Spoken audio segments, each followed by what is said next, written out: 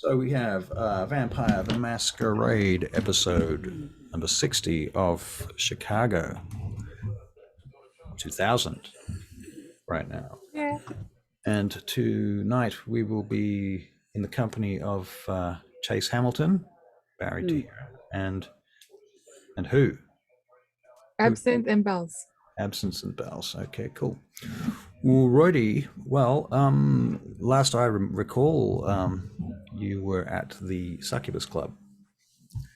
So you're playing Absinthe right now? Yes, and Barry was Being Peter. Peter. Yeah, yeah.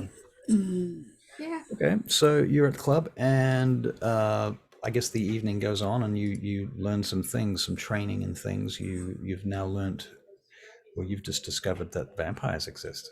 Yeah.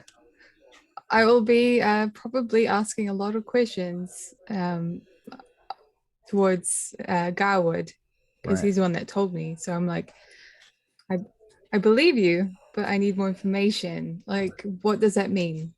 To be a vampire, what does that mean? What does it mean to be a vampire? Yeah. Well, first of all, the obvious. You got teeth. You can drink blood. Not only that, but you have to drink blood. That's actually the core of it. Right. So that explains why you didn't want my drink. Yeah, that pretty much explains why I didn't want you to drink. That's right.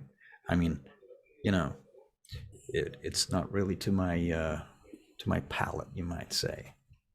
I understand. Right. So, how long are you how long you been working here? Not very long.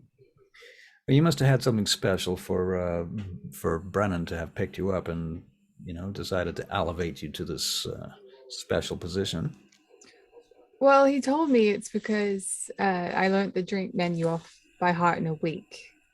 Um, Right. however, there's probably a little bit more to that. Hmm. Like, I don't know if I haven't really told anyone this, but I've just come out of school. I was learning to become a toxicologist. A toxicologist. Now Yeah, tell it's me, what what I want to the do. hell is a toxicologist these days? um, it's a person that okay, I do know. Out of game, I do know. It's a person that tests the effects of drugs on blood and humans. Right. So you're like, when I see those little minivans driving around with blood tests in them, those they're taking them to a toxicologist to get blood tests and send them back to the hospital or whatever it is they do. Yeah, yeah. Something like that. Right. Okay. I see. Well, that's very interesting. So you work I, with blood, huh? yeah, Isn't that interesting? it is interesting, isn't it? Um, also, it's kind of carried on from from what I've studied to making drinks. Like I know what I can add in order to affect people differently and Right. how much is required in order to make a person pass out or or make sure that they don't ruin themselves for the night. We definitely don't want people ruining themselves for the night. Hmm. That's for sure. That is for sure. Although, seeing as you're a vampire, that makes things a lot more interesting. What do you mean by that? Can I poison a vampire? I doubt it.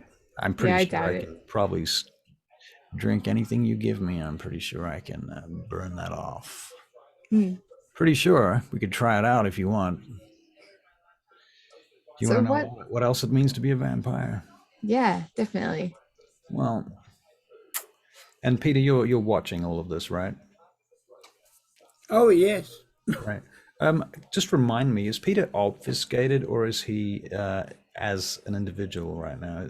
What does he look like, if anything? Yeah. He's as an individual Mm-hmm. wearing nightclub clothes. Okay. Nothing too shocking or nothing to make him too noticeable, but it's nice and tidy and Right. I mean, does he dress to fit in? Does he dress a bit yeah. like a bit goth to fit in, or does he just sort of dress like business? He dresses like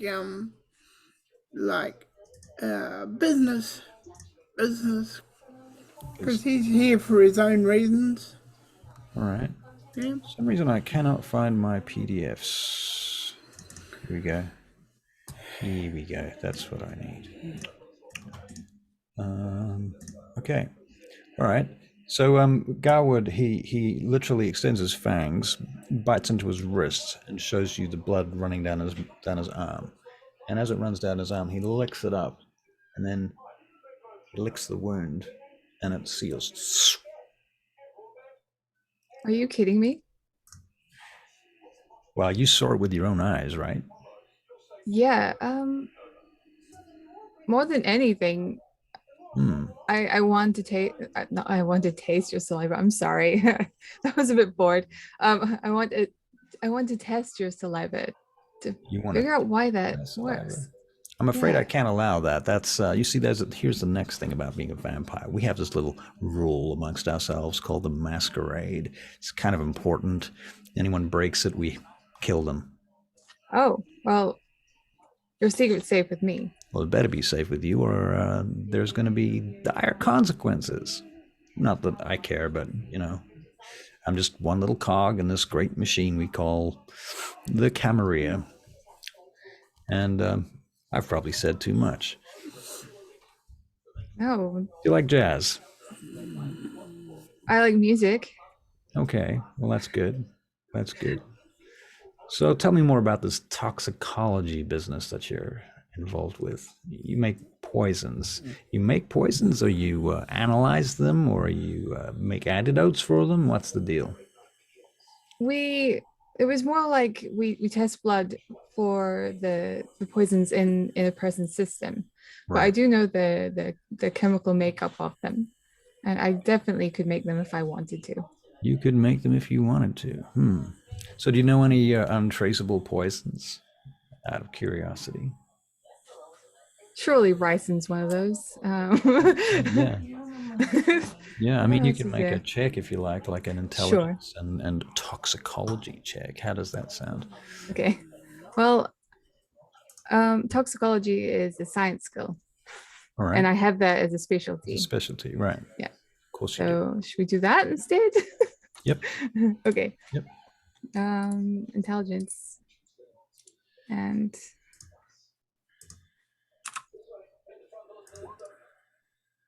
okay. That will be, what will that be? 5 successes. Yep, 5. And 1 critical success. Okay. Okay, so you tell them the name of like this A whole list of them. I mean, I think the other thing is like you would know that there's almost any poison can be traced if you take enough time and you go far enough and you have enough money and you have the right facilities and the right laboratories and the right scientists. You can figure it out usually. There are a few cases where really people just miss it. They don't realize that they should have tested for poison because the situation was such that they looked like they died of something else that was more obvious. Yeah. That's the more common thing. Do you think you're training to become a forensic toxicologist? I think so. She probably was keen to put her foot into any door that involved her specialty. Right. And that's what I imagine her doing when she's not at work. She'll be at home applying for jobs. What's your willpower at the moment? Probably just F. Okay, it's F4 because I used one. So you're at 4. Yeah. So, okay. So bearing in mind that your willpower is your will to live and your ability to get out of bed in the morning without coffee, you're pretty, I guess it's kind of like tiredness and exhaustion. But yet at the moment you're running on adrenaline because you've just been revealed to that vampires exist. Yeah. So your mind is a little blown, right? Definitely. I'm also awed. And you're awed, right? So, yeah. Can you make a perception and occult roll? Okay. Such a thing exists. V5, what do we got? Yes, I think you're right, actually. Oh, no, you're wrong. There's no perception. No perception. I guess it's wits and occult. It's 3. 3. Okay. Garwood looks at you very carefully, and you feel like he's kind of Let me just double check that he can do this before I do it. Make sure that I actually am not breaking his character. Get my book out there. You get the sense that he's looking at you very intensely, very intently. And he seems to be looking not just at you, but kind of just around you a little bit, like he's out of game. He's obviously looking at your aura. And he's like, so when you say your my secret is safe with you, you really mean that, huh? Of course. Yeah. And Why wouldn't it be? well, you could go off screaming to the authorities or something and start looking for vampire hunters or something like that. And, maybe hit the cops or something. Who knows? Well, Brennan has been very Hospitable. yeah. Yeah. He's told me not to, and that's what I plan on doing. Because So- he's told me not to do that. He's told you not to do that. Out of game, he would have dominated you not to do that, right? He did, but it's not like Absynth's gonna be like, "Oh, I was dominated to do that." she's not really aware of that. Okay, but he did tell you very sternly and in a way that you just cannot break that command, right? So tell me, why exactly are you not freaking out right now? because of you. Because of me. Wow, that's good to hear. It's nice Oh, nice to know I yeah. have a calming influence on other people. Well, I just want to, make you happy, and I'm sure if I freaked out, that wouldn't look good on me in your eyes, now would it? Yeah, I imagine it wouldn't look good at all. I imagine that your job here would be coming to a crashing halt. Do you like But- working here? I do. You got a day job? No, I want to. I want to get a job in toxicology, but it's incredibly hard, and it's a man's world. I see. Well, maybe we can talk about that. I might be able to help you with a few things. I can Oh yeah. develop some contacts. I do not necessarily have the contacts right now, but I could develop them in such a way that, I happen to know people that know people. You know what I mean? Right. All right. What time do you get off? Oh, You can make up probably some. about 3. Yeah, sure. Sure. 3:00. Well, If I'm not needed any longer, of course. he checks his watch and let's decide that it's like 2:00 now. Well, you only got another hour on the clock, so maybe after that I could introduce you to some people. I should go and talk to Brennan. I need to talk to Brennan. I'll be back. Have fun. Good luck with the job. Thank you. Interesting. You're interesting. He walks away. You're interesting. No, he turns back. You're interesting. No, you're interesting. And he looks over at that guy, Peter, Peter. and he goes, "You're interesting." Gee, thanks. So are you. He briefly walks over to your table, actually. So I take it you're just here on patrol, huh? You're quite correct. Do you actually get anything out of coming to this place? Like, do they let you feed in here or what? Oh, occasionally. As long as I behave myself, Brennan treats me like anybody else. I suppose he's got some kind of policy along the lines of, well, we better let him in or they're going to be in anyway, so might as well have you here. Pretty much. Well, I guess all I can say is good luck with that. Keep an eye on that one. She's interesting. Good luck to you. You should make friends with her. I've got plans. I bet you have. Why do you say that? There's just a thing. You two look like you got some kind of connection.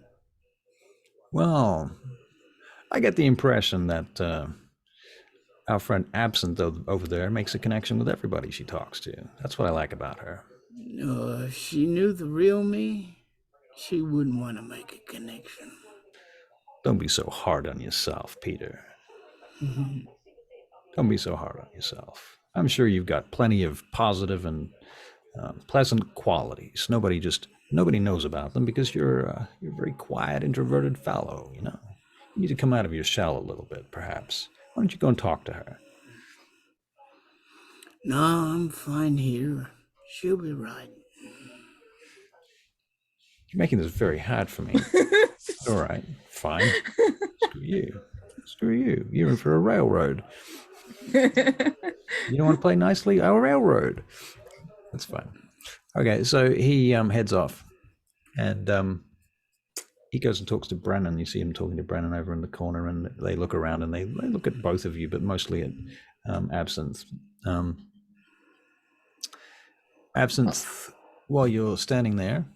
Well, I was probably talking to some of the others that were working there. Yeah. Because I wouldn't mind knowing what they order, or what they say when they order, and what, how to provide what they are requiring. Right. Well, I mean, what they are largely providing, and out of game, I think the Succubus Club will just be providing bagged blood, so it's not even very good. It's just it's as recently bagged as possible, though. And one of your duties is to go downstairs in the elevator to the back door where there's deliveries made. And they bring in trucks. And they when the truck arrives, you have to wait for them to bring the bags out of the truck, and that sometimes takes 15 minutes. And you've actually, on this occasion, you know what? Well, let's do this. So as you're standing there, one of the bartenders says to you, "Okay, we're going to have to teach you that we've just received a new order for what we call it vitae. That's what these people call it. And they might ask you for a warm and red or something along those lines. Now that you know what it is that we do, you pretty much are aware of what that means. Right. So come downstairs. I'm going to help you learn about deliveries. And when you get downstairs, there's a truck outside, and you can see that it's kind of shaking. Oh, okay. So it's shaking to keep the vitae moving. Right? No, it's shaking. Someone is presently being exsanguinated inside of it, and right, they're not having a particularly pleasant time of it. Okay, well, same thing, right? But you don't see that, and they don't show you that, and they probably don't tell you that either. Right. All you know is that after a few minutes, this gangstery-looking dude jumps out the back with a large bottle and hands it over. Able to go and take that up to the warmer. I'm pretty smart. Well, you can make an investigation check, intelligence and investigation. Just an intelligence thing. It's fine. On the side of it, there's some. What did you get? Well, 2. A green 2. Green like my wig. Right. Okay, so yeah, you kind of figure it out, and you realize that there's some kind of code on the side of it as well. Anyway, I'll quickly take it up, but keep my opinion to myself. All right. And you take it upstairs, and you learn about what they do with it and how they do it, and so on and so forth. Yeah, it's curious. The Succubus Club book doesn't tell you much about how or what they provide, so I kind of have to make it up. You could probably do better anyway.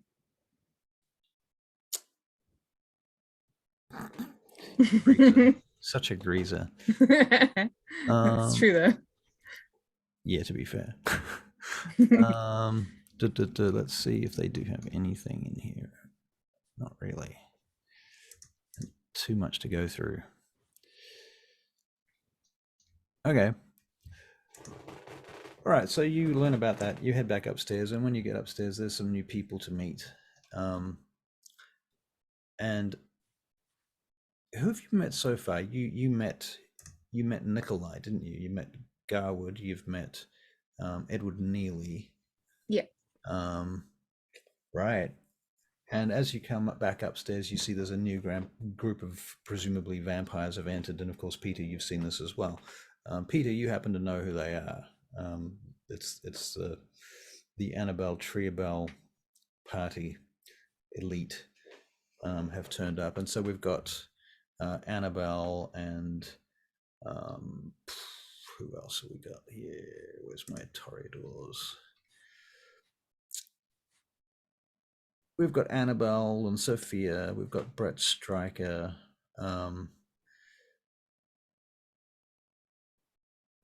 Sharon, but not Michael Payne.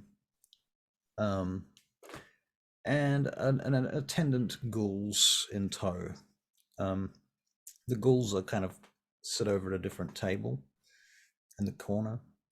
And you are instructed that, okay, so the guy that's with you behind the bar, let's give him a name. You want to give him a name?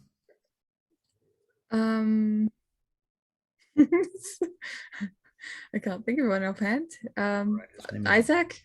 Isaac Leibowitz. Okay, we'll call you Isaac. Okay, so and forget Isaac. your last name. All right. And everyone calls him Eyes on account of his eyes, which are weird, and his weird contacts probably.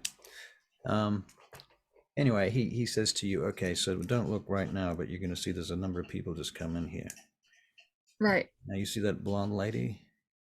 Yes, Her name I is do. Annabelle. She's going to be one of our most difficult customers.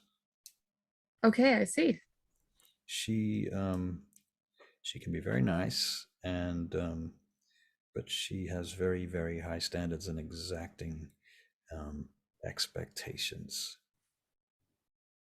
Interesting. Those that are very similar to her. They are a part of a clan.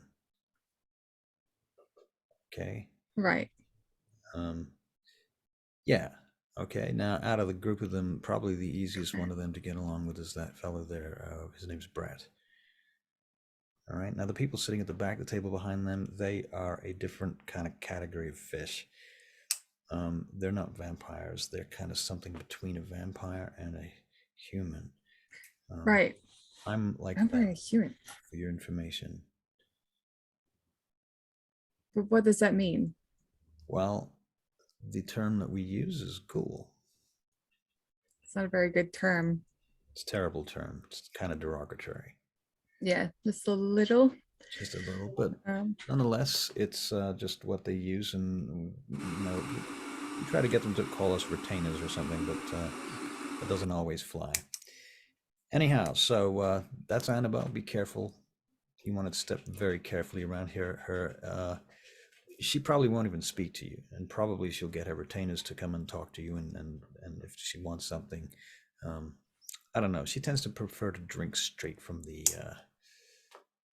vein, and you're going to see a lot of that here. To be honest, I mean, more often than not, we are providing drinks to the mortals that they bring in here, and those mortals are their food. Right. Do you know if there's a particular type of person that Annabelle goes for? Well, it's hard to say. She kind of, there's not really a specific thing. Pretty, let's say. All right. Good looking, that kind of thing. Well, let's go find her something to drink. I'll go downstairs, and I'm going to find her something. Okay. Even though she would normally do that herself, probably. I'm doing it for her this time. Right. Well, I mean, yeah. Okay. So you get downstairs and gonna find the hottest person, the one with the most magnetism. Right. Male, female, non-binary. I'm gonna go with I'm gonna go with one male and one female. Okay, and Yeah. what do you do to entice them upstairs? Hi, I'm the bartender upstairs, and you're both of you will be allowed to go upstairs to the VIP room if you'll join me. All right, let's make a persuasion check. Charisma and persuasion. Okay. God, I suck at this, but that's okay. I take it back. I'm good. So you got 3 crit successes. One Yeah. hunger dice. I don't have a beast though, so you kind of have to ignore the fact that Ignore the hunger dice there. Hmm. All right. That would have been a messy critical, I guess. Yeah. Okay, so yeah, you convince them, and they're impressed enough to follow you upstairs, and you know they introduce themselves to you. I don't know if these two people know each other, or are they a couple or something like that. I don't know. Maybe a couple makes it easier and simpler and more straightforward. Okay. And you take them upstairs and you step it back into the VIP room and shut the door behind them as they come in, and they're looking around going, wow, it's really cool up here. Wow, we didn't know this even existed, you know? So what do we do to get in here? Oh, we just spotted you as two of the most beautiful people in this establishment. Okay. One of them, the girl, she reaches into her handbag and she passes you her card, and the card has the name of a modeling agency on it. And she says, if you need me, you know, you can get me here. You can talk to my agent. I don't normally do stuff for free. I came here to party. Well, this is the perfect place for you. Okay. And I'm going to escort them over. Well, I'll walk over to Annabelle Schubel with them behind me. Okay. All right. Annabelle is in the middle of a conversation and she's smoking from a long 1920s cigarette holder. And she turns as you approach. Bonjour. Who are you? I do not know you. I've not seen you before. Good evening. I'm the bartender here. My name's Absynth. Your name is Absynth? Absynth. How gauche is that? Haha. She comments to Sophia. Sophia rolls her eyes. Brett Stryker checks his watch and takes out his phone. Anyway, I have brought you two of the most beautiful people in this establishment from downstairs.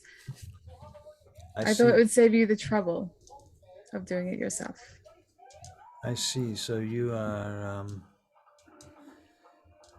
interrupting my conversation with these individuals. Your assumption is that I wish to speak to them, wish to spend time with them, wish something of them. Yes? I'm trying to, I guess, establish my own position here and making sure that the people who are here are getting what they paid for. Are you what do they call it, a social climber? Not in the slightest. I'm a bartender. Oh, okay. Hello. Wow, you're so beautiful. She says, do you know that I have procurers here that work for me? These people here do this job that you are trying to do. You are taking away their work. Is that their job specifically? Among many other things, yes. Well, then should I leave these two in their hands? Or? That would be perfect. Thank you. Now go away. All right. Should I also bring some drinks over for them? Why don't you go and talk to them about this? She stops for a minute. She says, wait, look. You are clearly brand new here, and I don't mean to be rude to you, but I do not normally speak to the staff here. I only speak to my friends. I'm not here to have conversations with strangers. I'm not here to help you with your career or help you get a leg up in the ladder that is the world. Do you understand? I understand. I'll leave you be. Thank you very much. Thank you. Absynth. And I'll wander back. Okay. Isaac looks up at you and he's polishing a glass. He's like, "So how did that go?" Oh, as I expected. As you expected, huh? But at least she knows who I am. You might not want her to know who you are, but okay. Many have tried, many have failed. You know, we have a pretty high turnover rate in here. I've been here for 6 months now, and I might be the longest bartender on this job, at least that I know of. Wow, what happened to the rest of them? He stops and he looks at you. He goes, "You should guess." Okay, right. Well, I don't really expect that to happen to me. So Oh yeah, what do you think makes you so fucking special? I don't know. I guess I always have an exit strategy. Heard that before. Yes, so have I. So Peter's at the bar now. Yeah, He just sort of obfuscated to the bar. yeah. And he's just there next to you. Hi, who are you? Oh, nobody important. You're one of the VIPs? Yeah, sure. And you have a card? You do. I do. Oh, Right very here. good. Is there anything you would like? Do you want to? Yeah. I'd like a little bit of red on top. Okay, something warm. Yes, something more. All right, I'll prepare him something warm and red, but I'll also make it look pretty cool. Okay. Yeah, I'm starting to think that this method of procuring people from the bar, from the downstairs floor, is a great way to run this bar. Cool. Because especially given the rules in V5 that the sort of don't really allow for keeping blood very long and for it to be even all of that tasties. I mean, how do you run a bar for vampires selling them shit blood? Excuse me, I'm working on solving that problem. I know you are. I know you. Yeah. Anyway, back to the character I am. Soon it will be Chase's ambulances arriving outside the back of the Succubus Club. Don't worry. In fact, you know what? Why don't you have a scene where Chase turns up here and sells this idea You're to just Brennan? you're giving him two characters in one scene. Well, we can get rid of Peter. Peter can go and do something. Peter explodes. Can you let Peter finish? We'll finish with Peter first. All right, go on. Okay. So you think you're fast enough to get out of there or something should go wrong, huh? I find that when people are like that, if you have something that they want, then you become valuable to them. No, I've only known you for what, 2 seconds, 3, 4, 5, 6, almost 2 minutes. And I reckon they're interested in you. What do you mean? Oh, well, Like to eat? no, we don't eat you. Okay, good, because I have a contract. Yeah. I won't be able to attend work if I'm dead. Oh, you're gonna have a contract. I feel you're gonna have a contract. Okay. Yeah, it's gonna be permanent. Yeah, but that's just my instinct speaking. Out of game, I think that. Actually, no, I'll keep it in game. It's fine. Keep going. But would you, if you could? Would I what? Would you be one of us if you could? Well, I don't really. Well, Garwood told me a bit about what it takes to be a vampire and what it's like, but I think I would want to see more before I jump into that decision. And I've only known about vampirism for how long now? Like 2 hours. Yeah. About 2 hours. Isaac says to you, "Don't worry, Absynth, working here, you're going to find out all about it." Yeah, you'll find out all about it, all right. See, I'm another kind of vampire. And he takes out another bottle from the fridge, and puts it on the table, on the counter. He says, "By the way, every employee gets at least one free drink.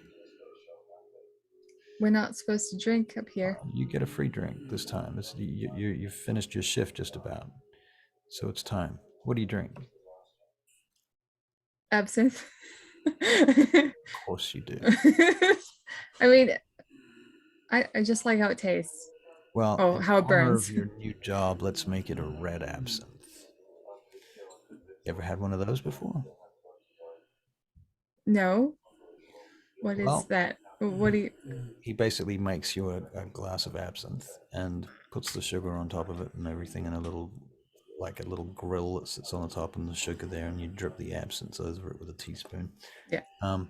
And he takes out a little, like an eyedropper that's got some red liquid in it that looks suspiciously like blood, and he drops some into it, just one little drop, and you see it just taints the entire green Oh, color of the glass, of the contents. that's amazing. Makes it all go red. Yeah, you should try But it. I can't. Oh, I you can't have try to. it. This is house policy. But I can't do that because Brandon told me not to drink anything from up here. Well, Brennan gave me instructions that you had to have this. If you can get Brandon to tell me that, Oh, for God's sake. then sure. All right. I'm not trying to lose my job on the first day, Isaac. He goes over to the phone that's on the wall, and it's a in-house phone system. You already know that because you've used that system downstairs before. Picks up the phone and he dials a number, and he says, "Is Brennan there?" And waits for a minute. Yeah, yeah. The new girl upstairs, Absynth. She needs your. She feels she needs your permission to imbibe the red absinthe. Yeah, that's what we're calling it. Yeah, okay. You come up? Thanks. Appreciate that. Sorry to interrupt you, sir. Thank you. Puts the phone down. While he's coming, Good. and while you're waiting for him to come Looks upstairs, really delicious. So, yeah. although if that was, sorry, what was that red stuff you put on top? Oh, I'm sure. You know what? I'm going to let Brennan explain that shit to you. I'm not even going to get involved. Brennan does come upstairs, and he walks across the room towards you. He stops briefly to say something to Annabelle, and Annabelle briefly turns in the direction of the bar where you guys are, and goes back to talking to him, and then she turns in the direction of her people, and Brennan nods, and he seems to be a little humble and apologetic, and then he comes across to the bar. Peter, you're just sitting at the bar, yeah? Sorry, sound. Just minding my own business. Minding your own business. Okay. Well, Brennan walks over to the bar. He says, Absinthe, a couple of small things. First of all, yes, it's compulsory for you to have a drink on the house tonight. This will be one. All right. We'll have 3 of them over the next few nights. So yeah, please take your fill. Drink Oh, it. sure. I'd like to watch. I enjoy watching my friends drink. And he watches. Yeah, I know that feeling. The next thing is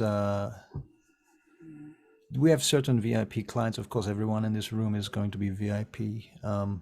So they will call you if they need anything.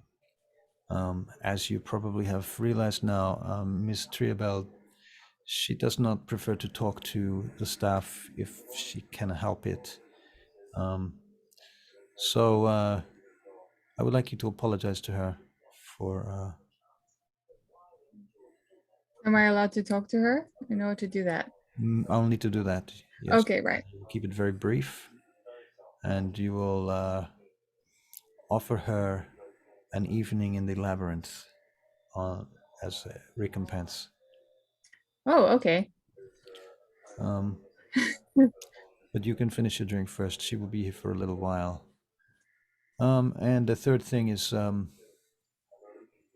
occasionally someone may want to partake of you.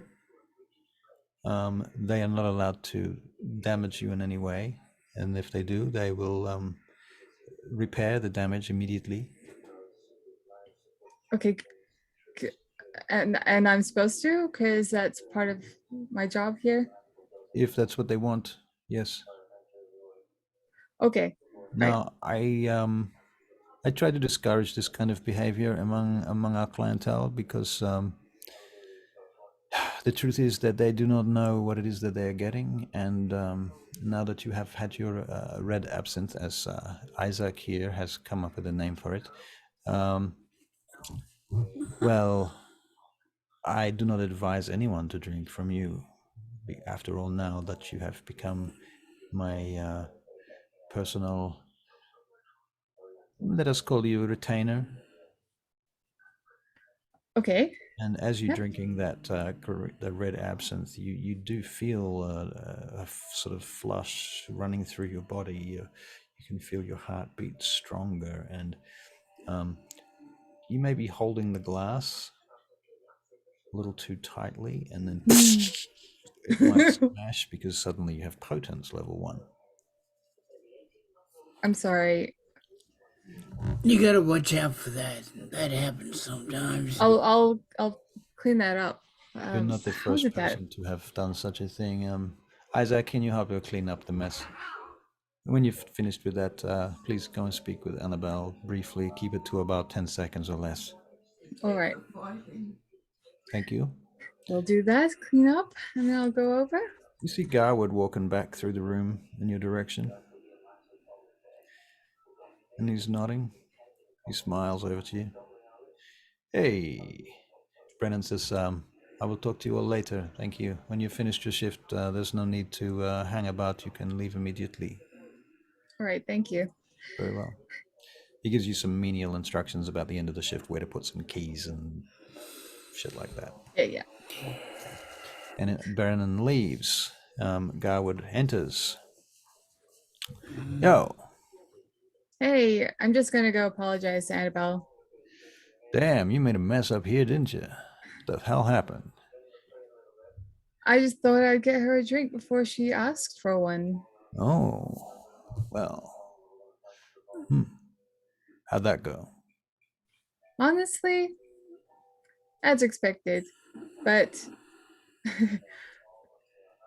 it takes making a mistake to leave a lasting impression on someone. That is an interesting point of view. It takes making a mistake to leave a lasting impression on someone. I think about that in the context of history. Is that really true? I don't know. Well, I guess Hitler did it. He made a big fucking mistake. Right? Yeah, and look at him now.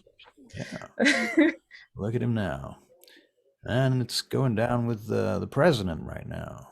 You know, what's his face? Who was it? Bill Clinton, I think, back in these days. So yeah, I did not have sex with that, whatever the fuck he said on television. Anyway. So, all right, well, I guess I better leave you to it. When you finished, I do have an opportunity to talk to you about. Okay, I'll see you shortly. One moment. I'll go off to Annabelle. Oh, I'll say that Brennan gave you a special card to give her. That will be her. It's got a passcode on it, you notice. You can make a wits and investigation check. Mr. Thornhill. You want to talk to Brennan? Yeah? Yeah. Ah, yes, excusez-moi, yes. Hang on, this is the Tremere, right? No. No, I need... It's the Ventru, Brazilian Ventru. You're talking to Garwood? Ventru. Yeah, you want to talk to Garwood Marshall? Yeah. Oh, yeah, he's there, yeah. I talked to him at the table, didn't I? Yeah, earlier. Yeah, he came to. Yeah. I want to talk to Garwood. All right. So, how's it going there, Peter? I just thought you might like to know that she's had something special. Yeah, I was hoping to intervene on that account, but it seems I'm a bit late. Oh well, you can't win them all. That's true. But you could ask him not to do it that way. Curious. Do you like this one too, huh? She seems intelligent. A little bit different to the rest of the run of the mill through here. They're all a bit, I don't know, same. Not Well, necessarily very bright. yeah, She's well, definitely smarter than the others. I think so. Isaac. Smarter than Isaac. Yeah. She's Isaac's, pretty gives him a look. she's pretty brave. Brave or stupid, hard to say, but smart too. I don't know how that works. It works. It works. Hmm. So, just for my busybody nature, Yeah, I know how this works. you, Ask you would away, ask away. you wouldn't you wouldn't be thinking of adding to the family, would you? Adding to the family? Why do you think that? I could just be planning to feast. Yeah, sure. What makes you think I have any other plans? I've seen the way you look at her. Do you just? Really? That's why I'm an enforcer. An enforcer. I gotta pay attention to these things. I see. Well, you know, when I first came in here, I thought, well, here's just another fresh piece of meat. And then I thought, maybe that's worth drinking. Then I thought, well, probably not, because if she works here well, Brennan's already got his teeth in there. And then I found out that she's brand spanking new. She hasn't been affected by anybody's control power games just yet. What I really wanted to know was, do you want me to keep an eye on her? Sure. Why not? That'd be great. Keep an eye on her. Okay. But is Anything. that going to cost me something? Because I don't really have anything to pay you with, you know. Besides my charming good looks and personality. Let's say sometimes we do something for nothing. Knowledge is everything. Well, I don't believe that for a second, but I'll play along with your gag. So I don't I'm care. gonna keep an eye on her. Keep an eye on her. Give you something to do. You must be fucking bored up here. They're not giving you the good stuff these days, Peter. You're not keeping an eye on the war, the airport, nothing like that. I mean, I would imagine that the real exciting stuff happens over at O'Hare Airport, watching the comings and goings, vampires and foxes. Maybe the Sears Tower, keeping an eye on the lobby down there to see who comes and goes, talking to them. Maybe the Art Institute of Chicago would be a good mission, but you got dumped with the Succubus Club. Damn, that must be one hard roster to have to keep. After the Sabbat, it's nice and quiet, and I like it that way. Makes sense. I'm just going to cut back to Absynth, because the amount of time that you've spoken is probably more than enough time for her to go and do her thing. We'll see. She'll find out. So, Absynth, you walk over to Annabelle Treba with this card. And as you do, Brett Stryker steps in front of you. He goes, have you not learned your lesson yet? I was told by Brennan Thornhill to come and apologize and to offer a gift. Brett nods and he steps out of your way. And Annabelle turns to you. You're back. I am back. I wish to apologize. And I have a gift here. And I hand her the card. This is a trip to the labyrinth on the house. Trip to the labyrinth on the house. Get down on your knees, little girl. I'll get on my knees. Put your head right down on the floor. Put my head on the floor. want you to snivel. She puts the heel of her high heel shoe on the back of your head and pushes it quite hard. She goes, "No, I accept your apology." She takes her foot off your head. Stand up. Do I see that? Stand up. Yes, you do. Now, do not speak to me again. I'll walk away. All right. And like she'll probably like have like a little tear in her eye. Peter will go and help her up. She's already up. No. You're moving across the room, though. Okay. Okay. So I'll go to an area where I can just compose myself. Okay. Then go back to the others. You okay? I've dealt with worse. It's fine. Nobody should treat anybody like that. Vampire or not. I agree. Well, you're in for a hard time then, says Isaac.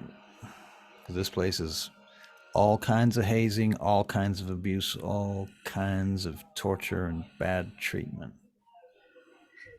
But the pay's good. If you can keep the job. If I can stay here for a certain amount of time, then I'll have what I need. And it doesn't matter what it takes. What do you need? About 100K. You're looking for $100,000, says Garwood.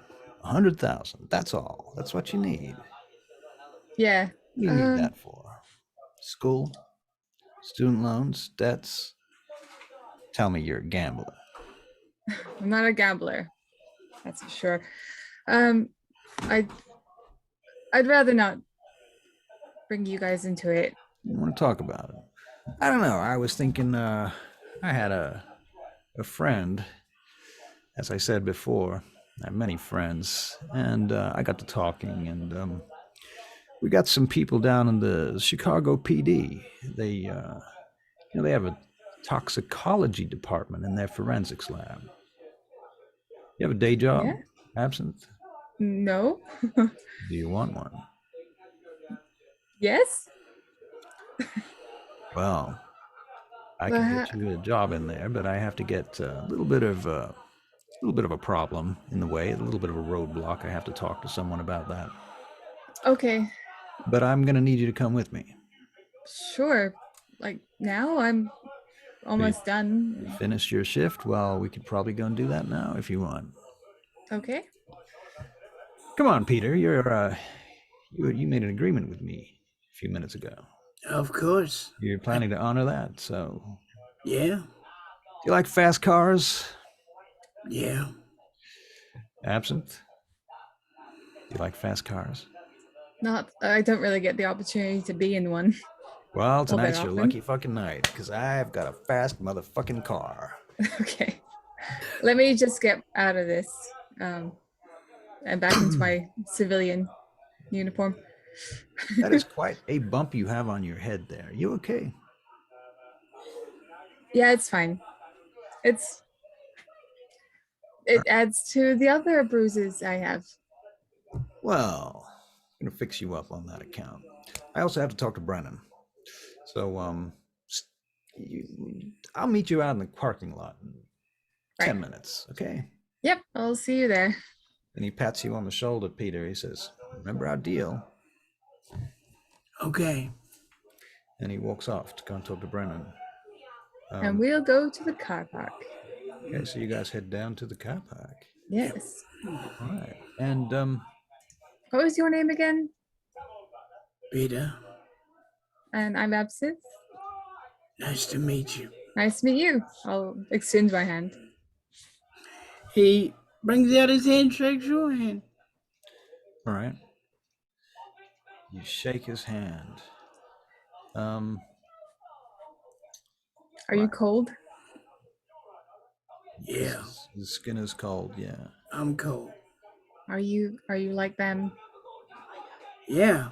I'm very like them. But I'm another kind of them. I can't wait to actually figure out what you guys mean when you say that. Well, there are different clans of vampires. Okay. The lady that's got a stick up her ass, Yeah. she's a toreador. They like art and they like all sorts of, like fashion, all that sort of thing. And treating people like trash? No, not all of them do that. Just her. Some of them are very nice. Now, there are wizards. There are wizards. Yeah. Yep. Wizard vampires. What is this? Hogwarts? No, they're a lot worse than Hogwarts. To be fair, that would be pretty amazing. Oh, they can do some stuff, all right. Yeah, you got one of them as a friend. Who's that? Your friend that you were talking to. Mr. Marshall. Mm-hmm. Right. I heard my name, says Garwood, coming down the stairs around to the parking lot. That's me, Garwood Marshall. He throws a set of keys in your general direction. Does one of you want to catch them? No. I will. Go. I will. I'll catch him. All right. I'm not going to make you check for it. You catch the keys, and he goes, he presses a little button on the top of it. You're going to hear like a blip. I know how it works, Garwood. Well, I'm not sure if you know how it works. I mean, you spend most of your life in the sewers. Isn't that true? That's true.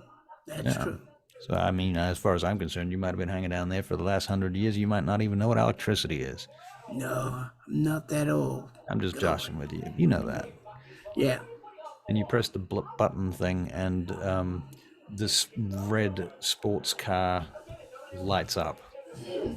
Whoop, whoop. Oh, very pretty. Very pretty. Today's it's a Corvette. Come on, you're driving. Okay. Is it like is it a car with like a convertible top thing? Yes. Excellent. I'm gonna hop in. And the top is down. I'm just gonna slide in. Okay, so you slip into the Corvette, and Garwood gets in the back seat behind the front two seats. So you guys are in the front together. And he just leans on in the middle, like with his one hand on one wrist on either seat in the middle. So don't stop suddenly because he's going to fly. He's a wizard. He's in the ejection seat.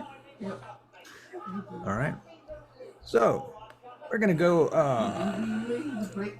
up the street, turn left. Yep, left here, left here. Yeah. Right. You've gone in a full rotation. You keep going left.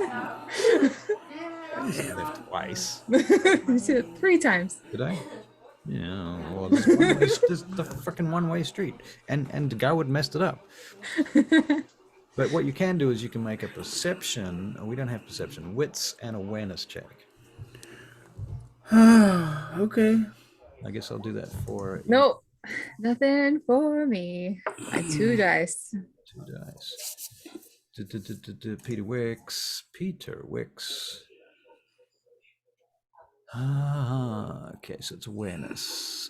So we press the thingo and we choose wits. And we get 1 each. 1. So he actually gets 2 success. Yep. Yeah. Okay.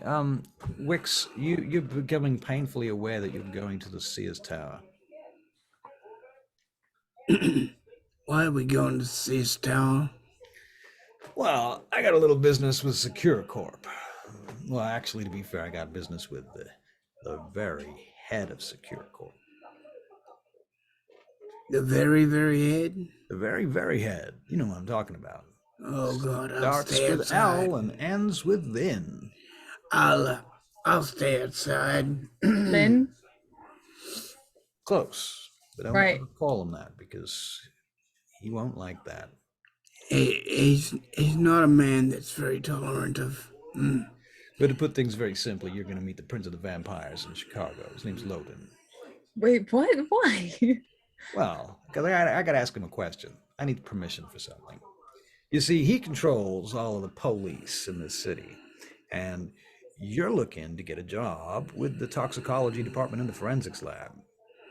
Yeah, And yeah. presently, you have been made into a ghoul by our good friend Brennan Thornhill. And I don't know, right now I'm in discussions with Brennan about I like the word retainer better than ghoul. Me too. transferring your retainership from him to me.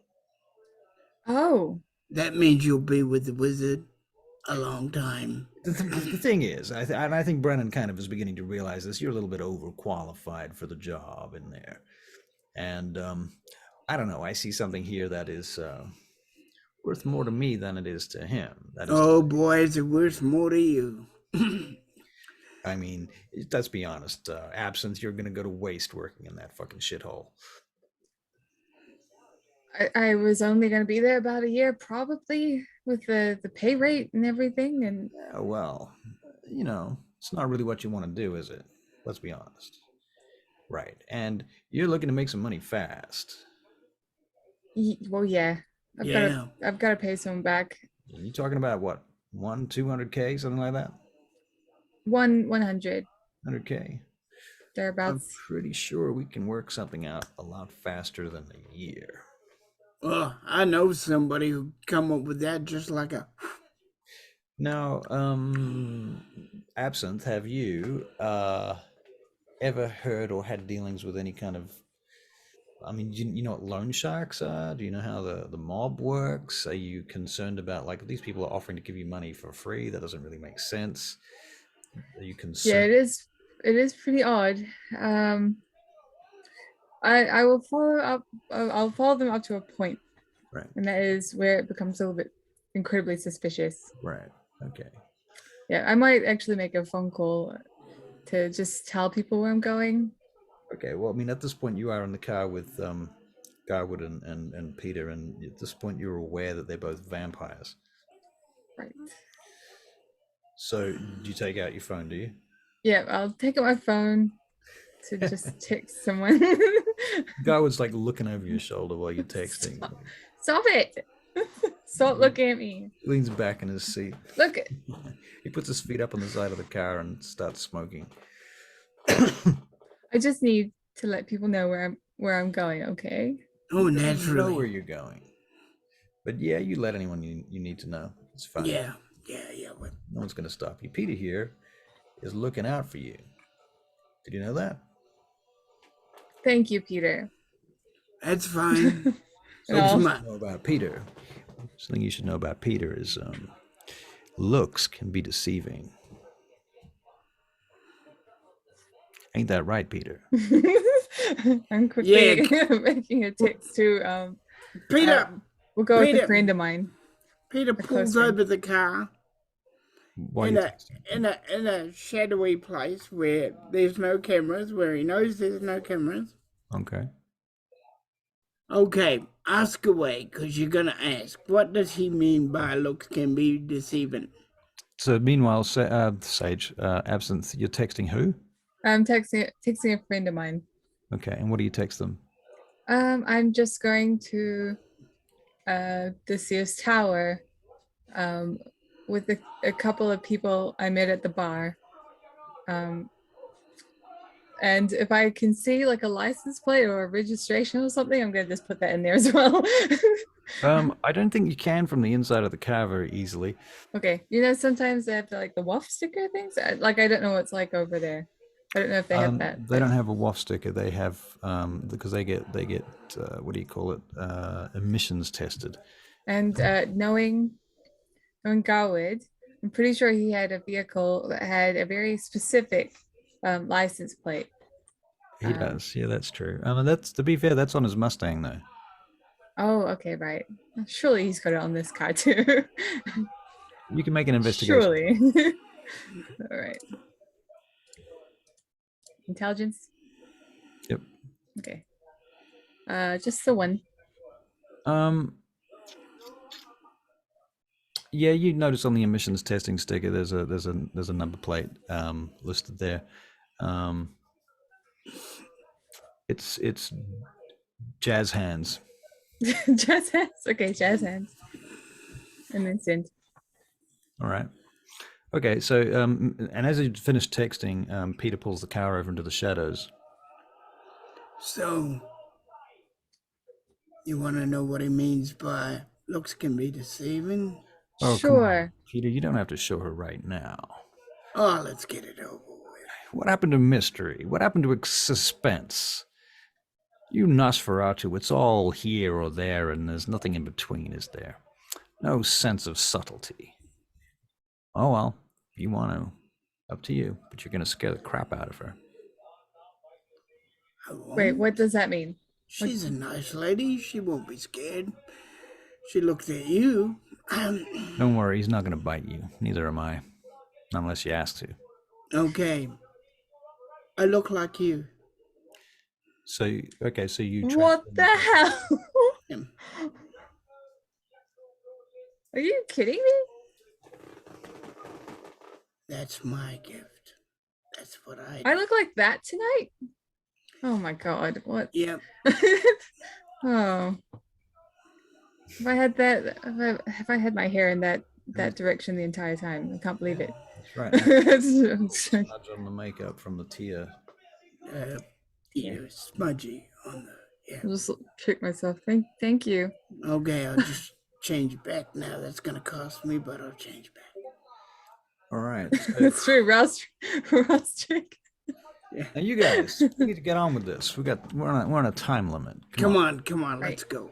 Because that's the next thing you probably need to That know. was amazing, though. We've I like that. We call ourselves a kindred, by the way. You don't want to use the word vampire. It's a little bit Gauche. It's gauche. There you go. Go. It's gauche, yeah. I believe Annabelle used that term tonight. She Anyhow. sure did.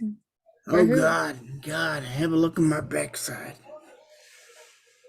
No, there's no stick up there. Okay. All right, let's go.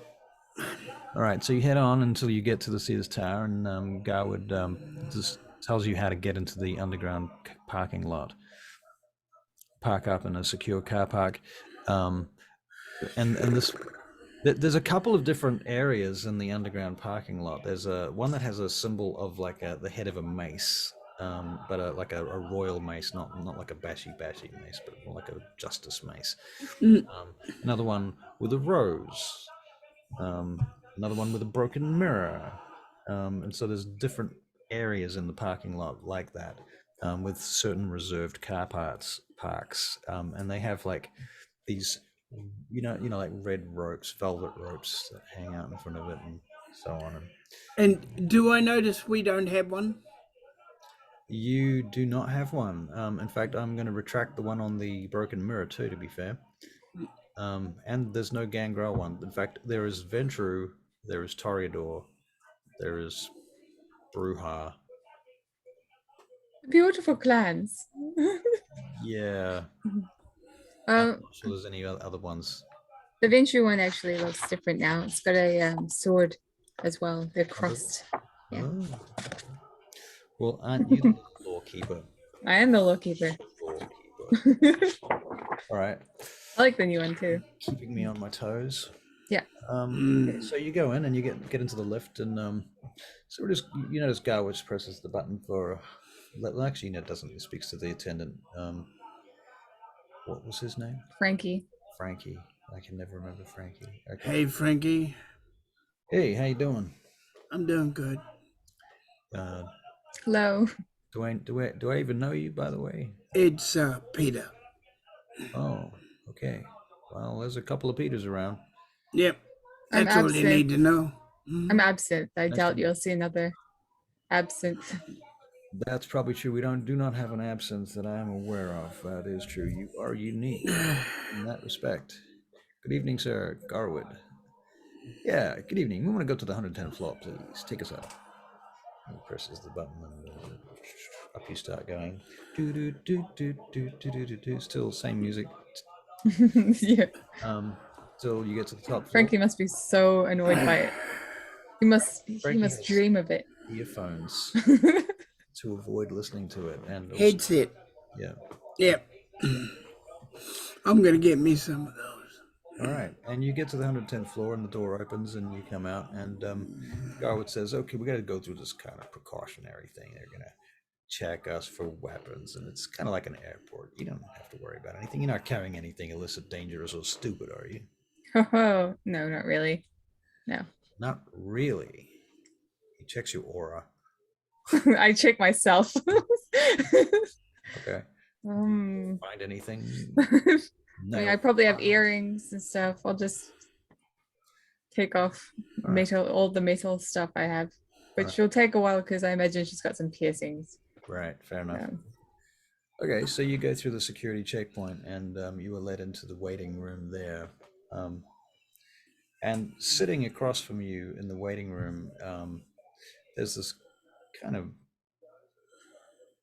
there's this scarred-looking dude in a suit, reading a newspaper, smoking a cigar, and he looks up at you, and he's got like a Stetson sitting on the couch on the sofa next to him. Al Capone, isn't it? It might be Al Capone. Might be. He looks up at you,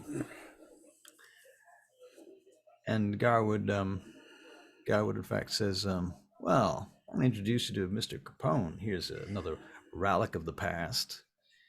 And Capone looks up at him, and he's like, "You know, you should probably wash your fucking mouth out, you stupid fucking Tremere. I get real fucking tired of your goddamn jokes and your funny business. Why don't you take it and stick it in your ass? I'm getting sick of it." "I Are didn't you offend you, Mr. Capone. I was just kidding around." are you related to Alphonse Capone? "Yeah, I'm related to the motherfucking Alphonse fucking Capone. You know why I'm related to him?" He stands up, and he literally throws the coffee table to the side. "That's because, you stupid fucking little girl, I fucking am him. That's why." He comes up in your face, and he strains his tie. "Yeah, that's right. You're talking to Alphonse Capone, and that's me. Now, if you don't fucking mind, I was reading the goddamn newspaper, and I got things to do. So, can you stop your fucking introductions and your goddamn interruptions and your mouths talking? Because, just fuck it." He turns around and he picks up his newspaper and he sits back down on the couch. "Don't talk." I look at Garwood. Garwood gives you this cheeky look like, "It's okay. He's really a nice guy." "Garwood, what did I say? I would just keep your goddamn mouths shut. All right?"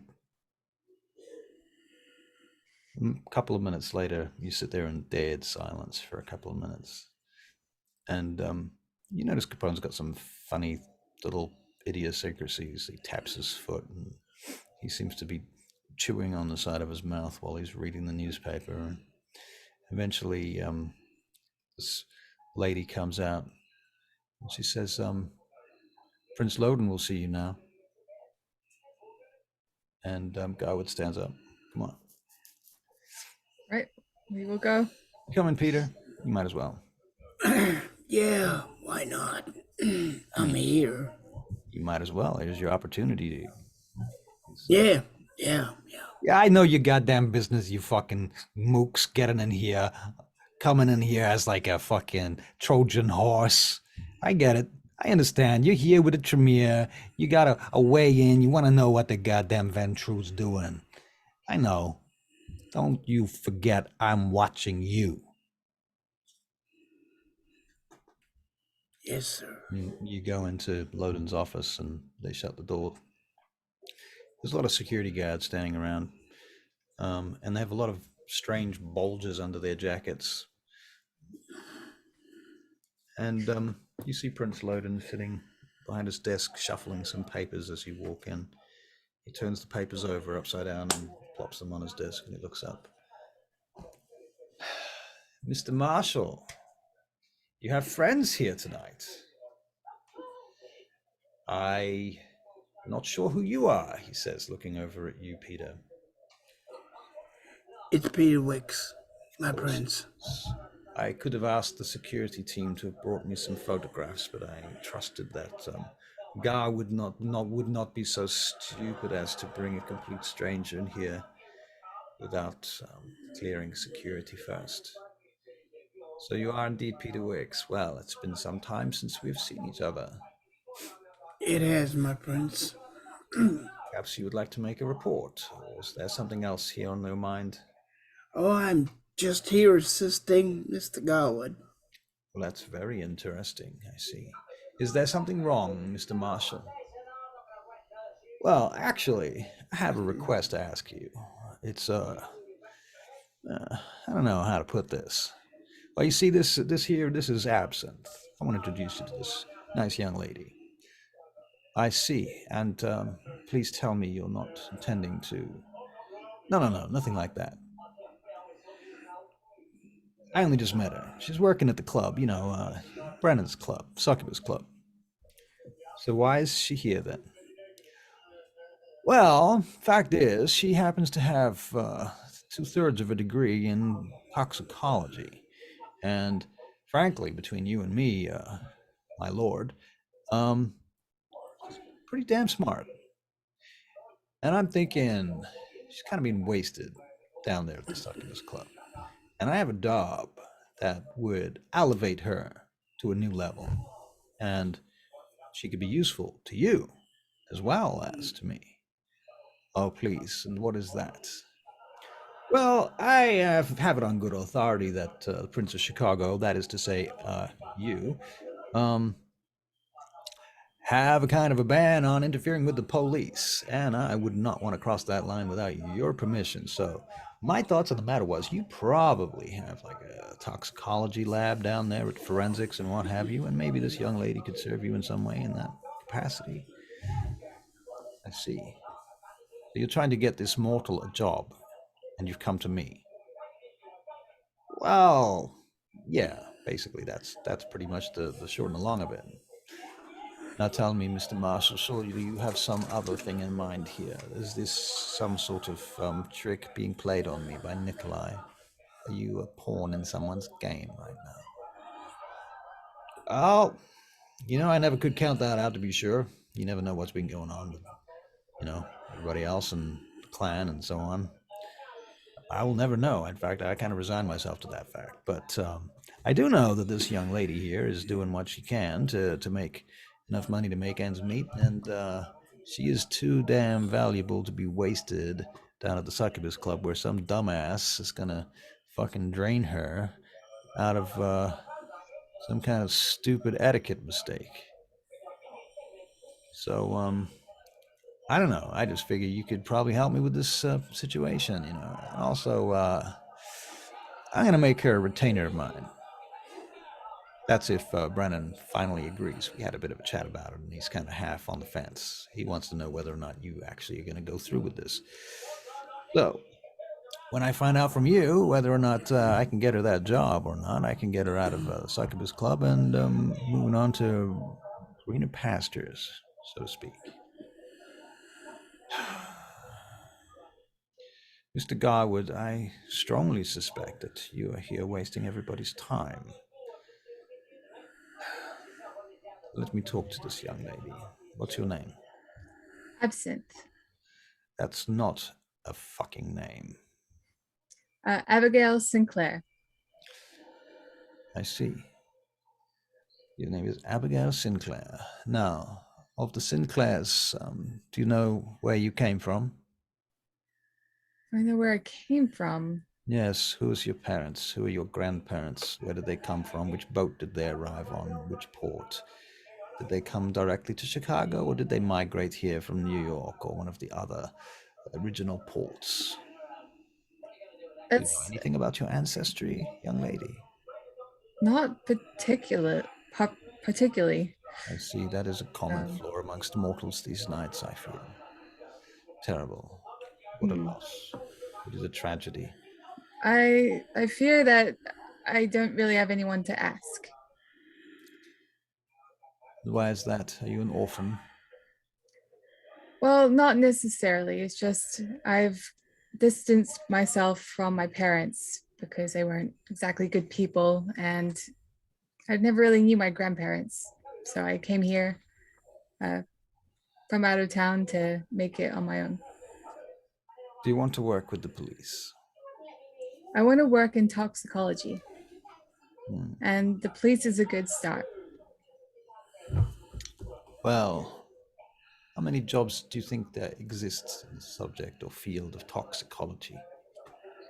Oh, I don't know out of hand, but I'll probably have her say something that sounds accurate So, to her because she's been looking everywhere. wits and performance check. What's in performance? Okay. I just forgot how to do that. Just the one. So of the places that I know. So it is in fact a very narrow field.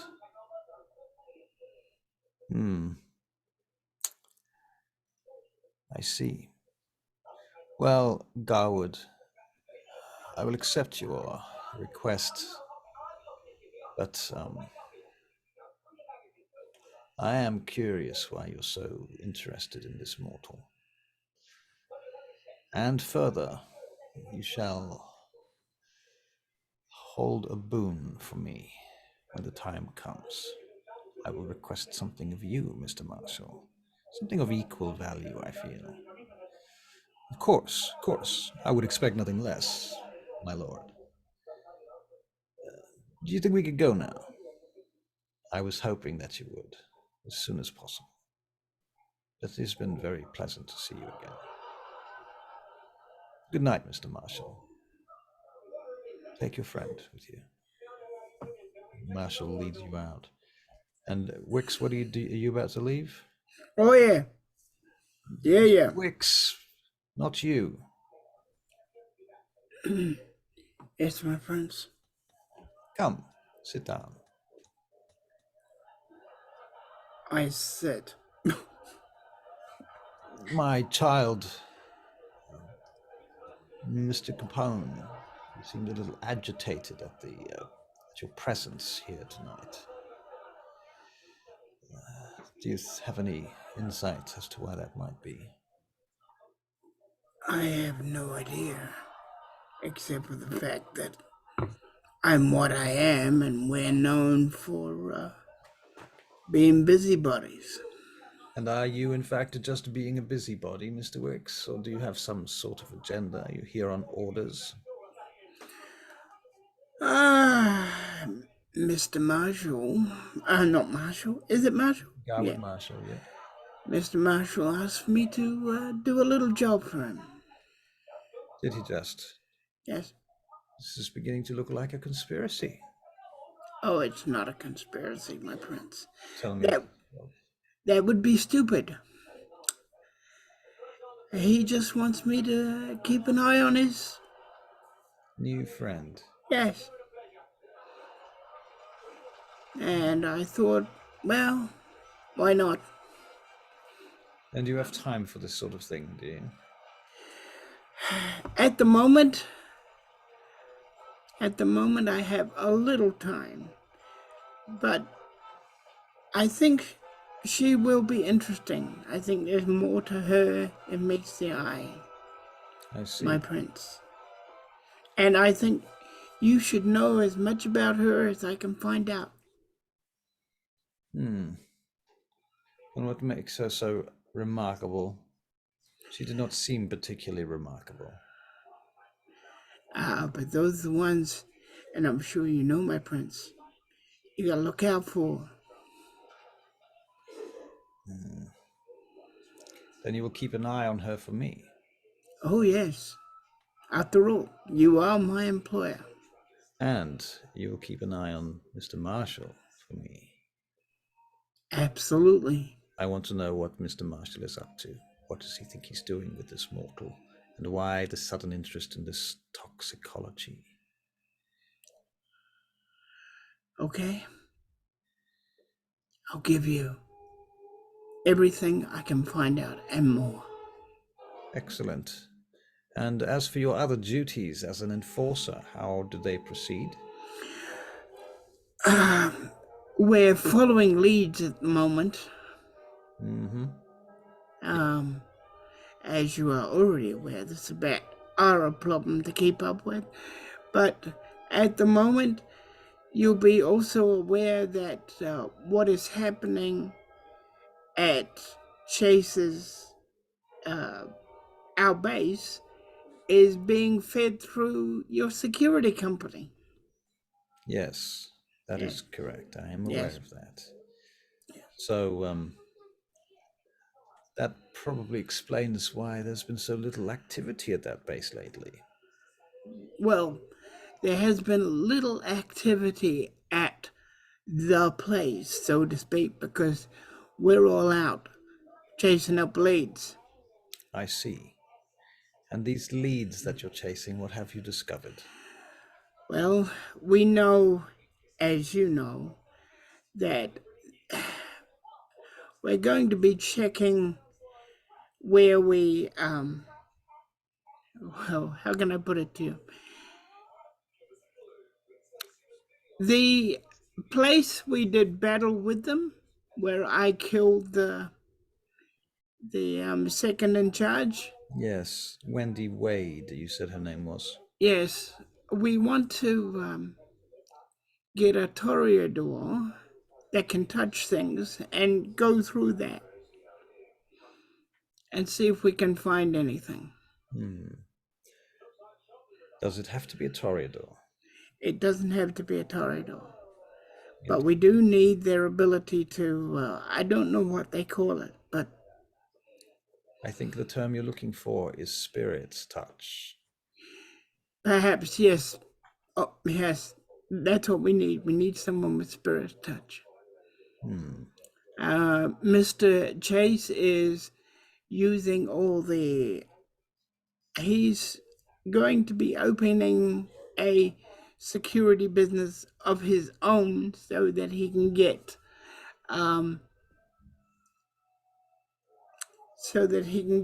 detectives and that kind of thing. A security company. Yes. I would like to speak with Mr. Chase. Next time you see him, I would like you to organize a meeting. He is organizing folders for you and things like that before he wants to talk to you. Where is his present location? He's actually back at the base working on a helicopter at the moment. I see.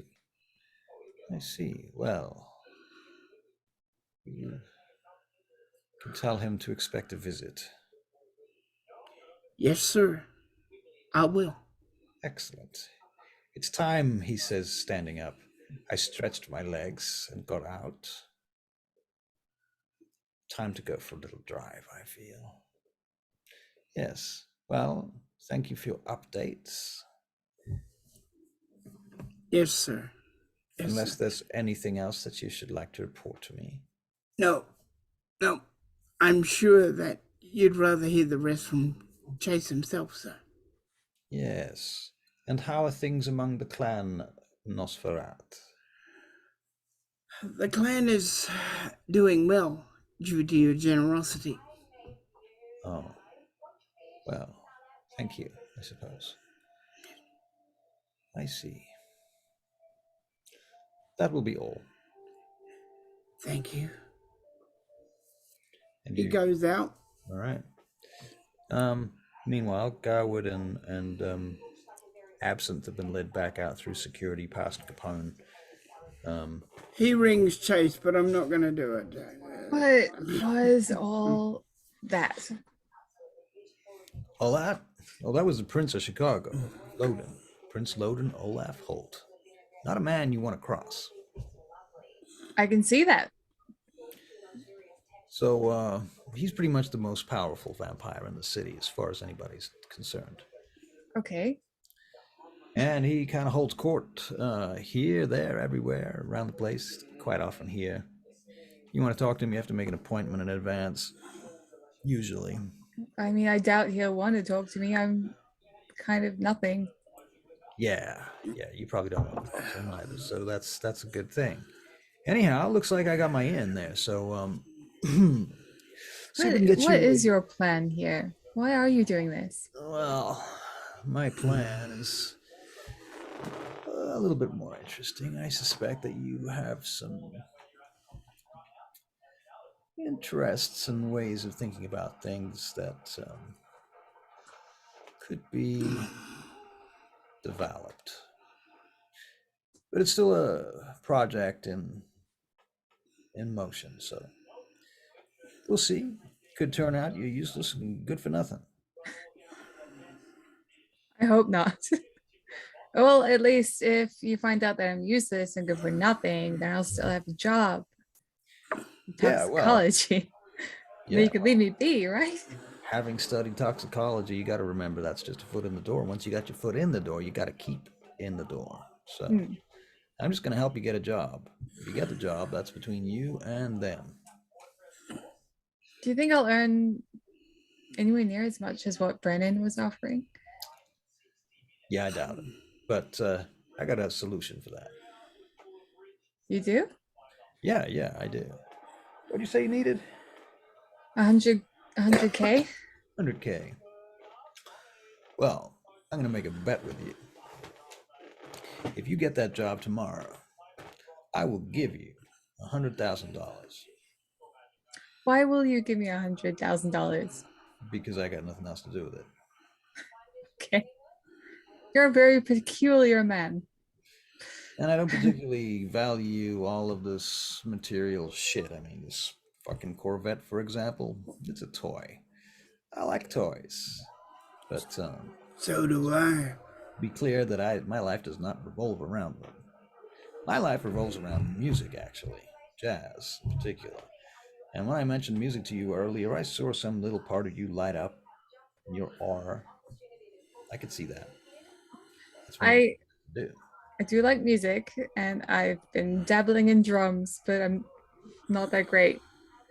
I'll work on it. Right. Well, good luck with that.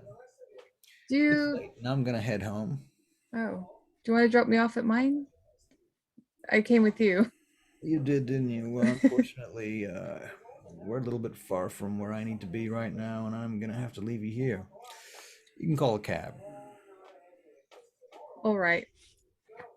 Oh, now that's not very nice. You should be careful. You have the same affliction that I have, and you do not want to be caught out here in the sunlight. Right. No. The whole vampire thing. I believe there's a sewer opening just over there, Mr. Wicks. I know. You want to put him in the sewer? That's Don't even ask. It's got to do with clans, bloodlines, and houses.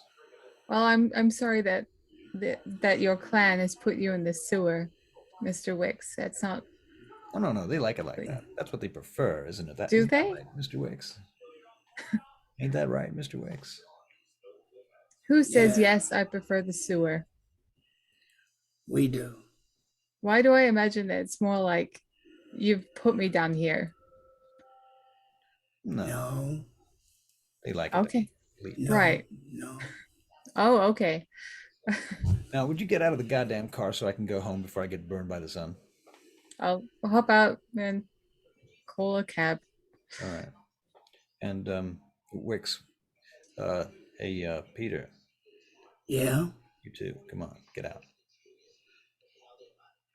I'm not in. Okay, so you got out, did you? Yeah. I didn't get in the first place. I'm standing on the sidewalk. Oh, okay. I assumed this was after you. No. Okay. No. All right. Well, he zooms off at full speed, and belts out of there. You see Peter take off the lid like it's nothing with a little tool he has.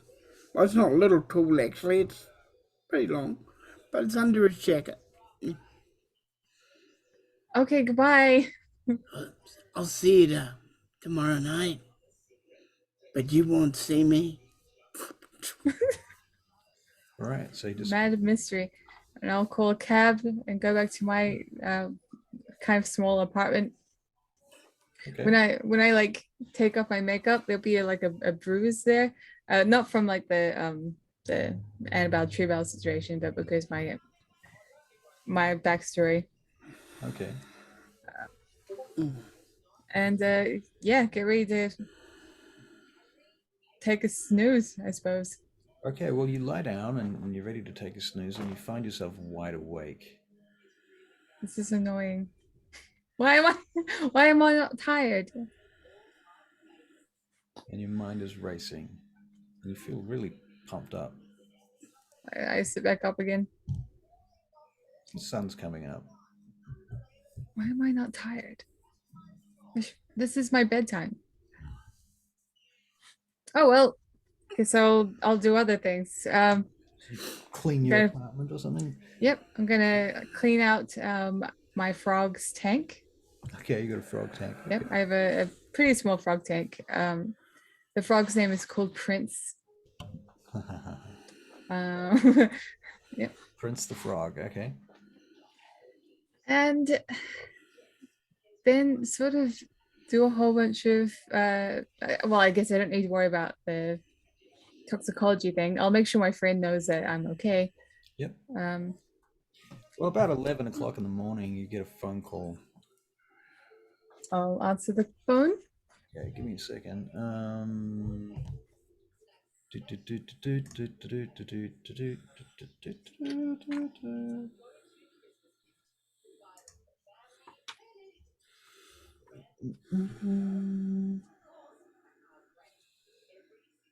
Yeah.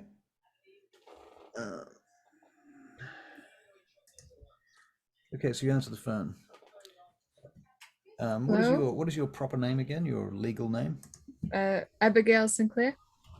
Abigail. She really doesn't like the name Abigail. It doesn't suit her at all. Okay. Phone It's rings just and you a name. answer it, and you hear a man on the other end of the phone. Actually, no, it's a man. Is that Abigail Sinclair?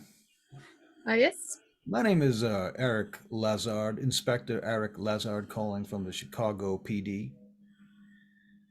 Right. It's nice to talk to you. How can I help? Well, you see, I had a report put on my desk this morning, a request, in fact. It says that we are looking for out of game, what's the word? Toxicologist? No, wait, that's not the word. I already know that much. What is it when you are a intern? We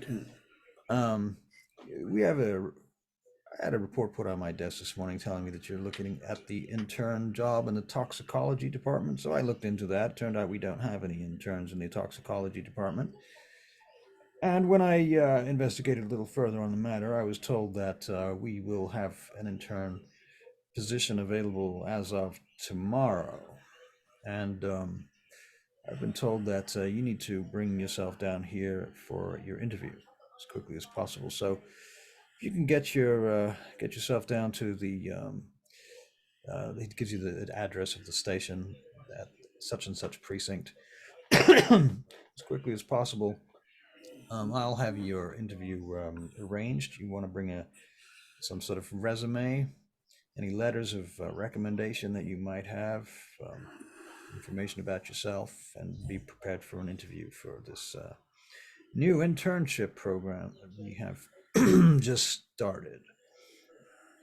Thank you so much. I'll do that straight away. I'll be there as soon as I can. Good. When you get here, you can find either myself, Inspector Eric Lazard, or Lieutenant Ben Clemens. One of us will help you when you arrive. Okay, thank you. Very well. It's all very irregular. Good day. Good day.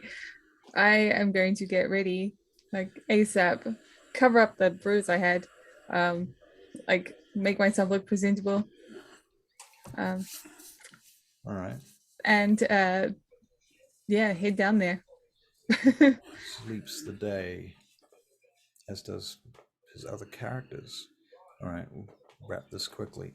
Yeah. So you head down to the precinct, and you go wandering in up to the front counter. Lady looks at you as you approach. Have you filled in a report? A report. She slides a piece of paper across the table to you. You're here to make a report, right? I'm here to apply for the internship. The internship Oh, for sorry, the. lady. We don't have any internships open right now. Could I speak to Lazard? Eric Lazard? Is that? She looks at you. You want to talk to Inspector Lazard? Yes, Lazard. She stands up and she slurps her coffee and puts it back down on the desk. Gives you a grim look for a moment. In the background, there's a couple of druggies being dragged in handcuffs and taken down the hallway, screaming at the officer about something about rights and stuff. And after a few minutes, she wanders off, and she comes back with this black dude, tall black man with a very fine, well trimmed beard, and his hair's cut down very short. He's got glasses on, and he's wearing a detective's suit, kind of a cheap suit, really, with his badge. He comes out and he goes, "You must be Abigail Sinclair. That's right. On the phone this morning, is that right? That's right. All right. Well, come with me." I'll go with him. So, as you're walking down the hallway, he says, "Truth be told, we don't actually have exactly a internship program going on, but I was told this morning that we needed to create one and that we had a candidate. So I'll be clear with you." He stops in the hallway, but there's nobody around, and he shuts the door to this particular hallway. He says, "Now, somebody got you this job. Somebody is pulling strings to get you here. I don't know who they are or what. I don't know how. But for sure, this ain't legit. So I'm going to put you in the toxicology department, and you're going to work for them. And if they find you to be lacking in any way, you're going to be out of here on your heel. I don't care who I piss off. I don't care what happens." Got it. I'll work hard. And we could save a whole lot of bullshit if you just tell me what's going on here. I don't know what you're talking about. I'm just Well, here for the internship. you know about the internship. Yeah, Yeah. because you told me. Yeah, well, who did you apply to? Who have you been talking to? I don't know what to tell you. Well, Miss Sinclair, I'm gonna find out. He starts walking again. Very good. I would love to know. Or the other. We're gonna learn the facts. He stops at the door next to the toxicology department and pushes it open. "This is Deputy Grant and Deputy Inspector Unser, Wayne Unser. Eli Grant, Wayne Unser. You're going to be working for these two." They turn around and they're like, one of them's wearing goggles at the moment and they're examining some stuff, and the other one's, pulling bullet fragments out of a bone. They look up at you like, "What the fuck?"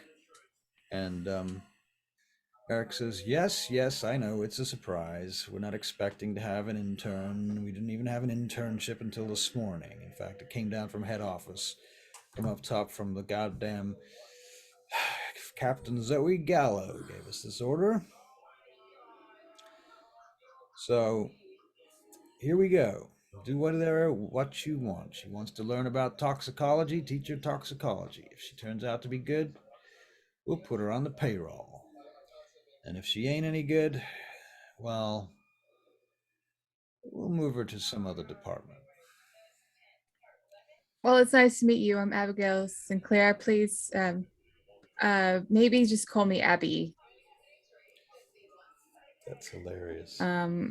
She says kind of like cringing because it's not really what she wants to be called. She's rather fond of absinthe, but it's kind of unprofessional here. Right.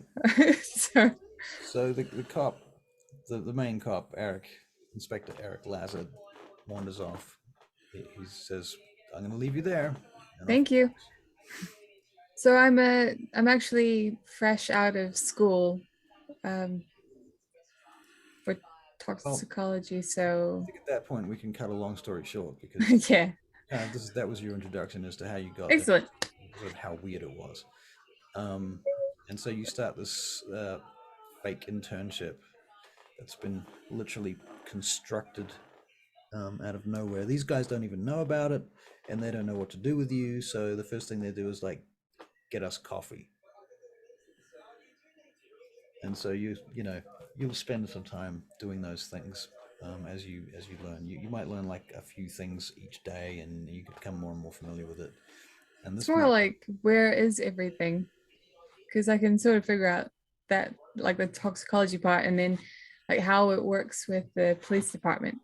right. So you begin to Yeah. get a feel for that. All right. Well, the sun eventually goes down at the end of the day, and by that time, everybody leaves the office before sundown. And what do you do when you leave the precinct? Have I'm I? just like, do I go back to the succubus club? Do I I don't still have a know. job Yeah, you do. I there? mean, Okay. yeah. Well, you certainly haven't quit your job there at this point. Okay, I'll go go home and get changed into something more fitting. Um latex. Right. I So you put on your think like a really cool corset, like a fishnet top, some like latex pants or whatever, and some boots. right. So you Yeah, basically put on your succubus club uniform per yeah, se. Yeah. Um, which I think we discussed that a little bit too, and it has to be easily cleanable. You know, yeah. because you don't want to get shit all over you, particularly not bloody shit. Um, all right. So the precinct that you've been working at, let's say it is the 19th district, the town hall district. Um, so I don't know if you want to keep track of that or not. It's not exceptionally important, but it is a little minor detail. Very good. And anyway, you turn up at the Succubus Club, and you probably get there before dark, as sun is going down. In fact, and there is a small group of people forming a line outside the front. Um, you know, the bouncers are pretty much just pushing them back, telling them that it's not open yet, reminding them that we don't open until the sun goes down, Yeah, so forth. Um, it's so early. right, and so they let you in, of course, because you've got you've got security and what have you, and they know who you are. And so you go about getting prepared for the evening's work with Isaac upstairs. Peter, Yeah, you wake up. yeah. You're in your haven. Um, you know, you might have slept in the bath. I don't know. Um, Sleep in your haven. no, it gets cold. Yeah, but you're a Gets vampire. cold. Don't like cold. All right. Hate winter, especially in Chicago. Fair enough. Okay, all right. I get up. Yep. I put on my clothes that I normally wear. Yep. Um, and I put As on my weapons. as you're doing these things, you see Alzabieta in the reflection of the broken mirror that you have glued on the concrete wall, standing behind you. So creepy. My There's cracks in sire. the mirror. Well, Peter, I have not spoken to you for nights. I hope it is not because I've done something wrong. Have you done something wrong, Peter? No, no, I have not. Oh, that is good to know. I wouldn't want you to be in any trouble with the clan. Are you well, Peter? Oh, yes, and yourself? Oh, I've missed you, dear Peter. It's such times as we had in the past, before all of this Sabbat nonsense. It is that. I have news for you and your coterie. And what would that be, my sire? There is reports from some of our kin in neighboring cities. There is a new incursion, a wave of Sabbat rising from graves. Detroit has had problems. It's not too far away. They're coming from New York, I think. That's what Khalid believes. Some of them might be friends of your old friend Chase, Mr. Hamilton. It is a possibility.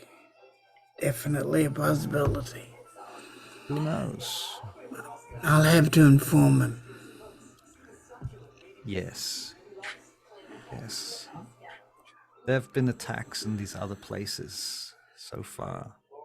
Several Takes elders in Detroit have been slain. elders in Detroit. The war has begun in Detroit, yes. The Sabbat have begun to infiltrate them. They are making an army of gravediggers.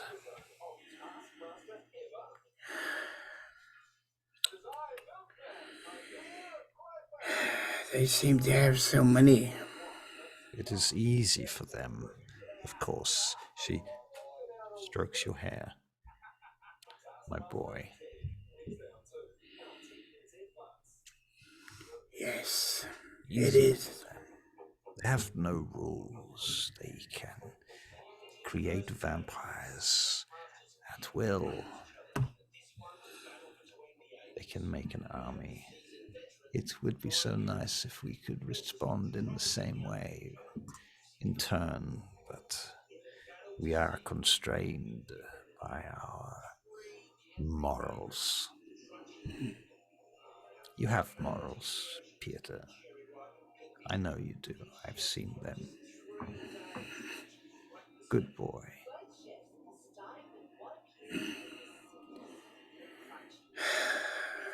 I'll inform Chase of what you have told me. You should, yes. You are an enforcer now, my child. Yes, You should take charge. Why is Chase the leader of this gang? You have more talent than any of them. we tend to be guided by which one of us suits the mission and the situation. I see. And is that working? Yes, it's working for us. When The will trouble you is be there the are so leader? few of us. When will you be the leader? I wish to be proud of you. I see the glory being given to the Malkavian. Oh, you mean, yeah. Either of the Malkavians.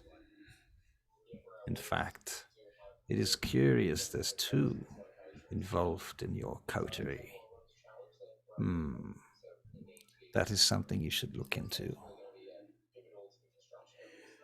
Well, I have Perhaps to. you have to be insane to be a member of that particular club.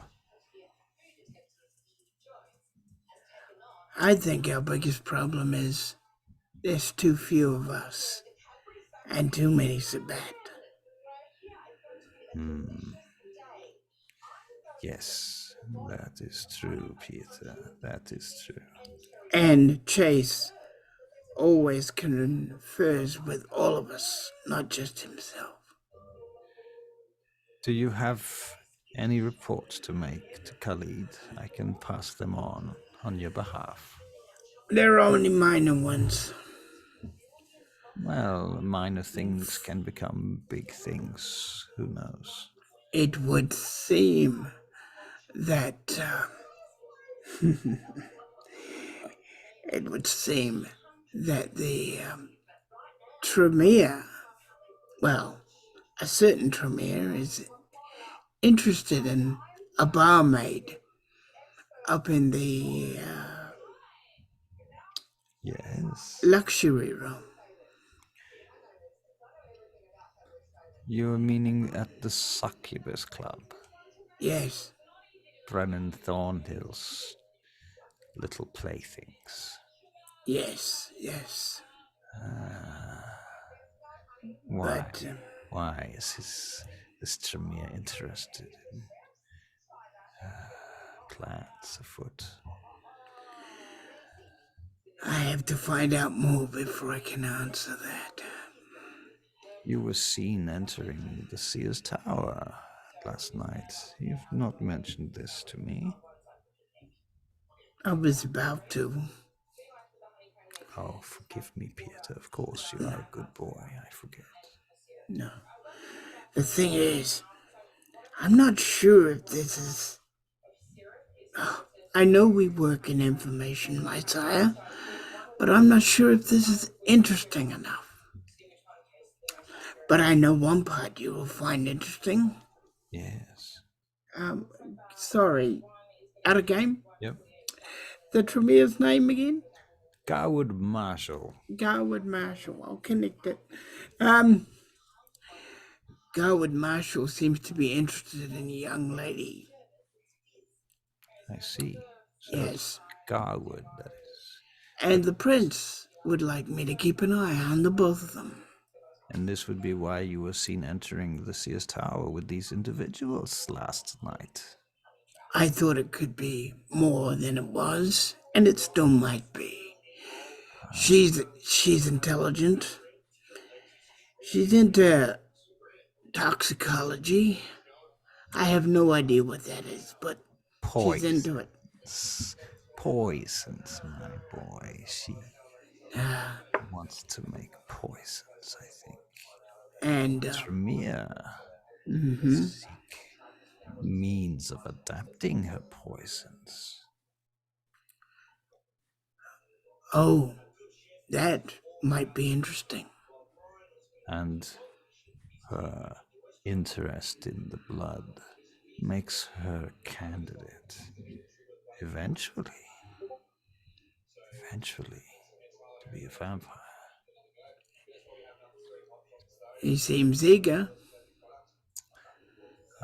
We shall see. Mr. Marshall, he likes to play games. His interests can be very short-lived. I've seen this before with him. There are 100 corpses of individuals like this who have come and gone before. He's never settled on any of them. I hope he doesn't do it with this one. Like you say, I think she has potential. Everyone has potential, Peter, until they're dead. That I'll take to heart, my sire. She pats the top of your head, kind of casually, kind of familiarly. She doesn't really mean it in a patronizing way. It's just her cultural vestiges of her culture and her time. I think he would understand that by now. Yeah. Yeah. It's a love, and also she touches your deformities in order to somehow that's she wants you to know that she loves you even despite those deformities. They mean nothing to her. In fact, she prizes them about you. Yeah. I think he understands that, and whenever they're together, he's himself. Yeah, always. Never uses masks without faces or anything. Right. Similarly with her, I mean, she will obfuscate, like disappear, obfuscate, but she never deceives you. Okay. So cute. Okay. Very well. Uh, Is there anything else that you wish to pass to the clan? Anything that you need, Peter? I need more people. I I, see. I so need more people. Tell me, Peter, do you have any ghouls? Not just the rats. I do not want ghouls. I do not want ghouls. You make a mistake here, Peter. This is a mistake. Forgive me, child, but you need someone. You need transportation. You need information. You need access to places. There are useful people to you. And whilst you do not make your own goals, you put pressure on my resources and the resources of your clan. Let me make some suggestions to you, Peter, that you could look into, perhaps. The subway drivers, the sewer workers, people with access to places, cleaners, cleaning companies. Many ideas could come to mind. Consider this, Peter. You could be doing much more, much better, much faster, if you only had help. You see, Peter, you must sleep in the day, and these ghouls, they do not have to. They sleep for only a few hours, and then they work, work, work. I do not like to work with others unless I have to, such as with Chase and them. It is a small sacrifice, Peter. Merely a few words, one time in a month, one time in a moon. Do you need to lay your eyes upon them and speak with them and feed them your vitae? It is a small sacrifice for such gains and returns. But you need to find people with power and access. Access is the key.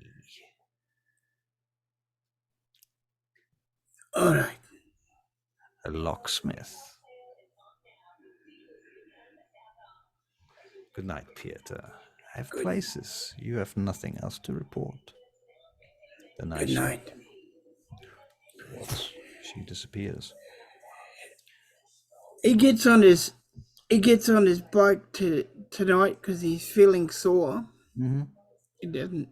Yes, he could pump blood to heal himself, but it's what he is. Right. It's who he is. Pains and everything else. So he doesn't waste blood to do that when he can just make himself comfortable in something. Yeah. Where do you go? I go to the Succubus Club. Oh, excellent. Well, okay. So, Absynth, you're working at the Succubus Club. You've been there for probably an hour now, Mhm.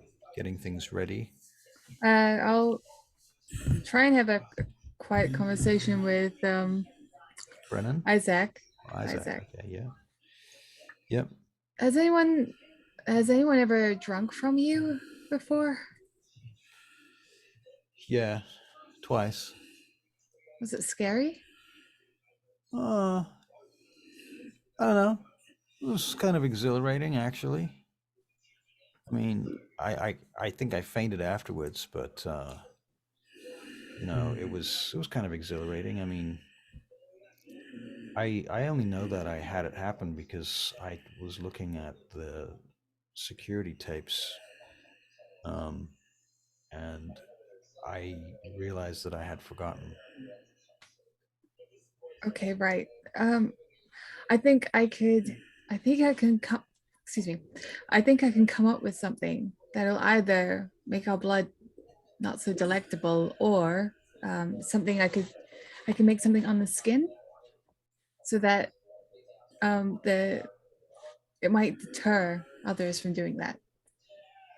Well, you know, maybe you could try. How are you going to do that, though? What are you talking about? Like witch hazel? I have my ways. Okay. I know a few, and you. Well, Excuse me. the Hmm? on tonight's staff, by the way, there's another girl whose name is Eeny Meeny Miny Mo Gresham. Horrible. Yeah. And Gresham. Grisham. Yeah. That's her last name. Oh, But she doesn't want you to.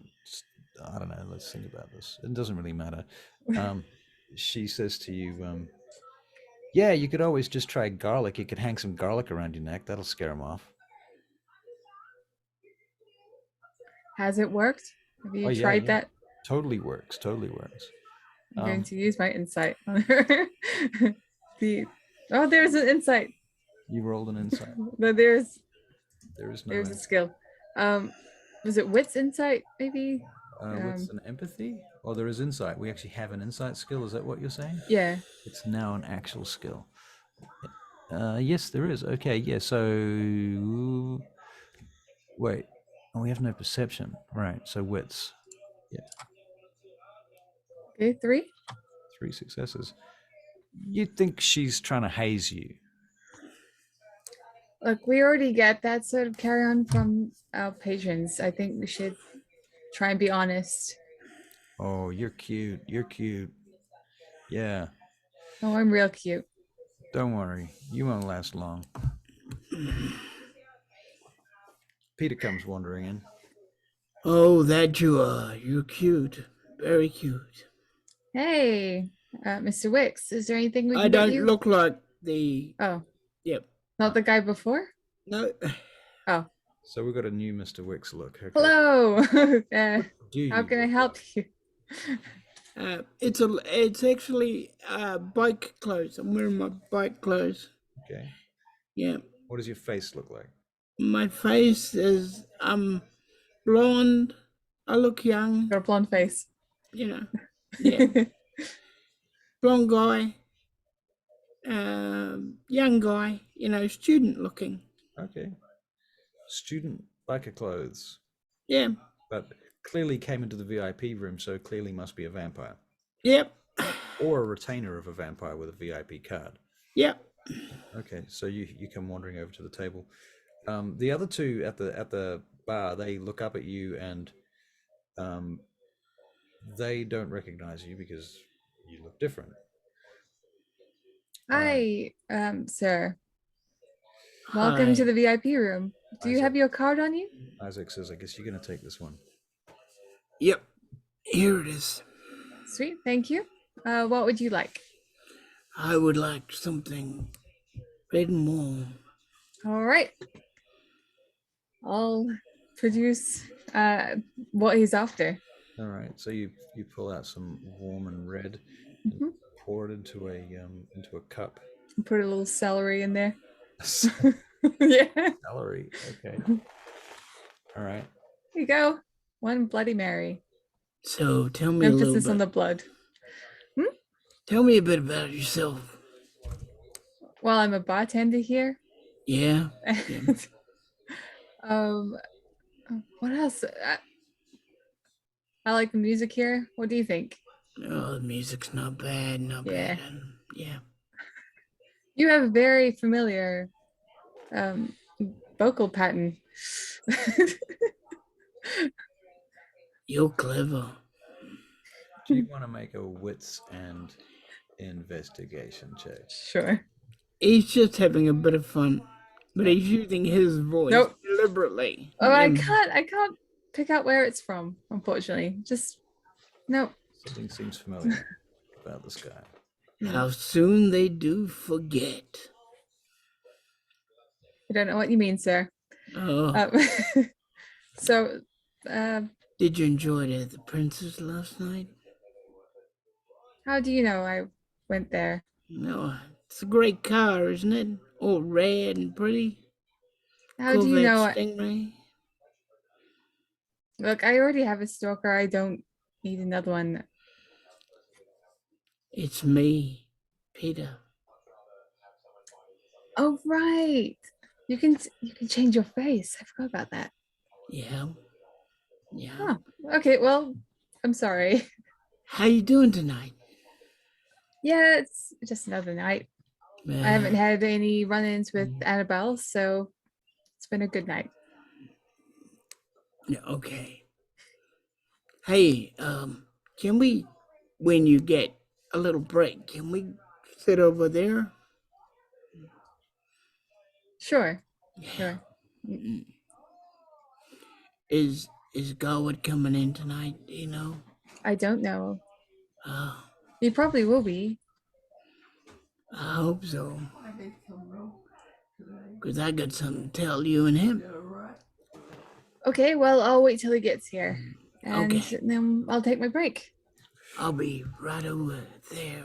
Can you make perception checks? This, you know, the usual wits and awareness, please. Yeah. He's gonna.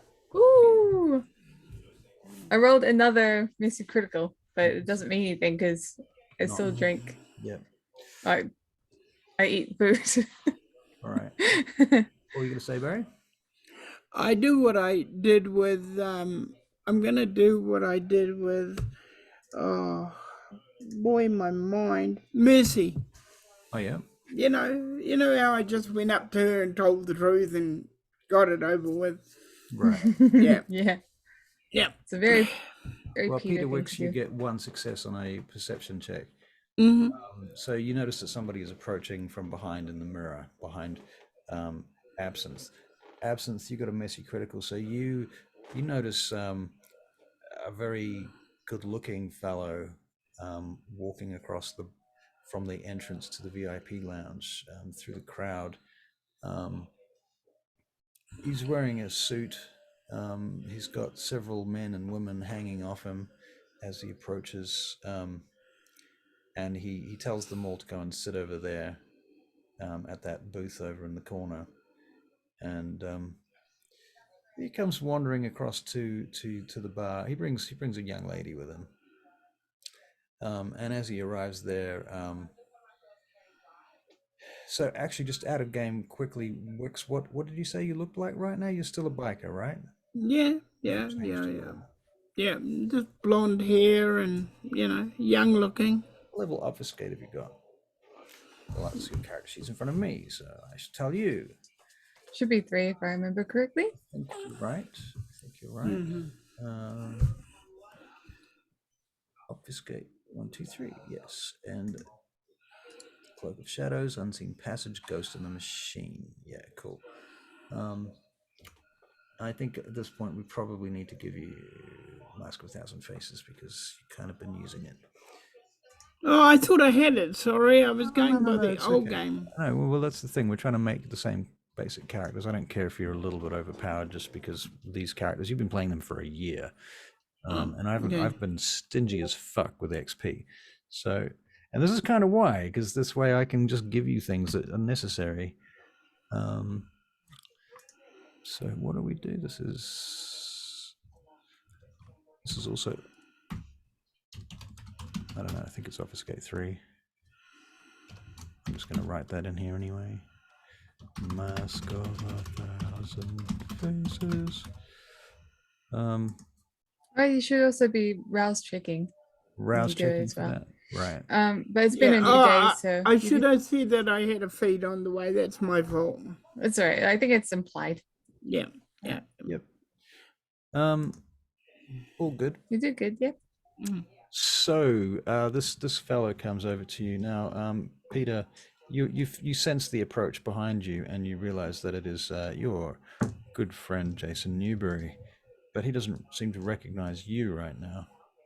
And he comes up to the bar with this young lady, and he says, "Hi." Hi, sir. How can I help you? Oh, before you answer that, may I see your VIP card?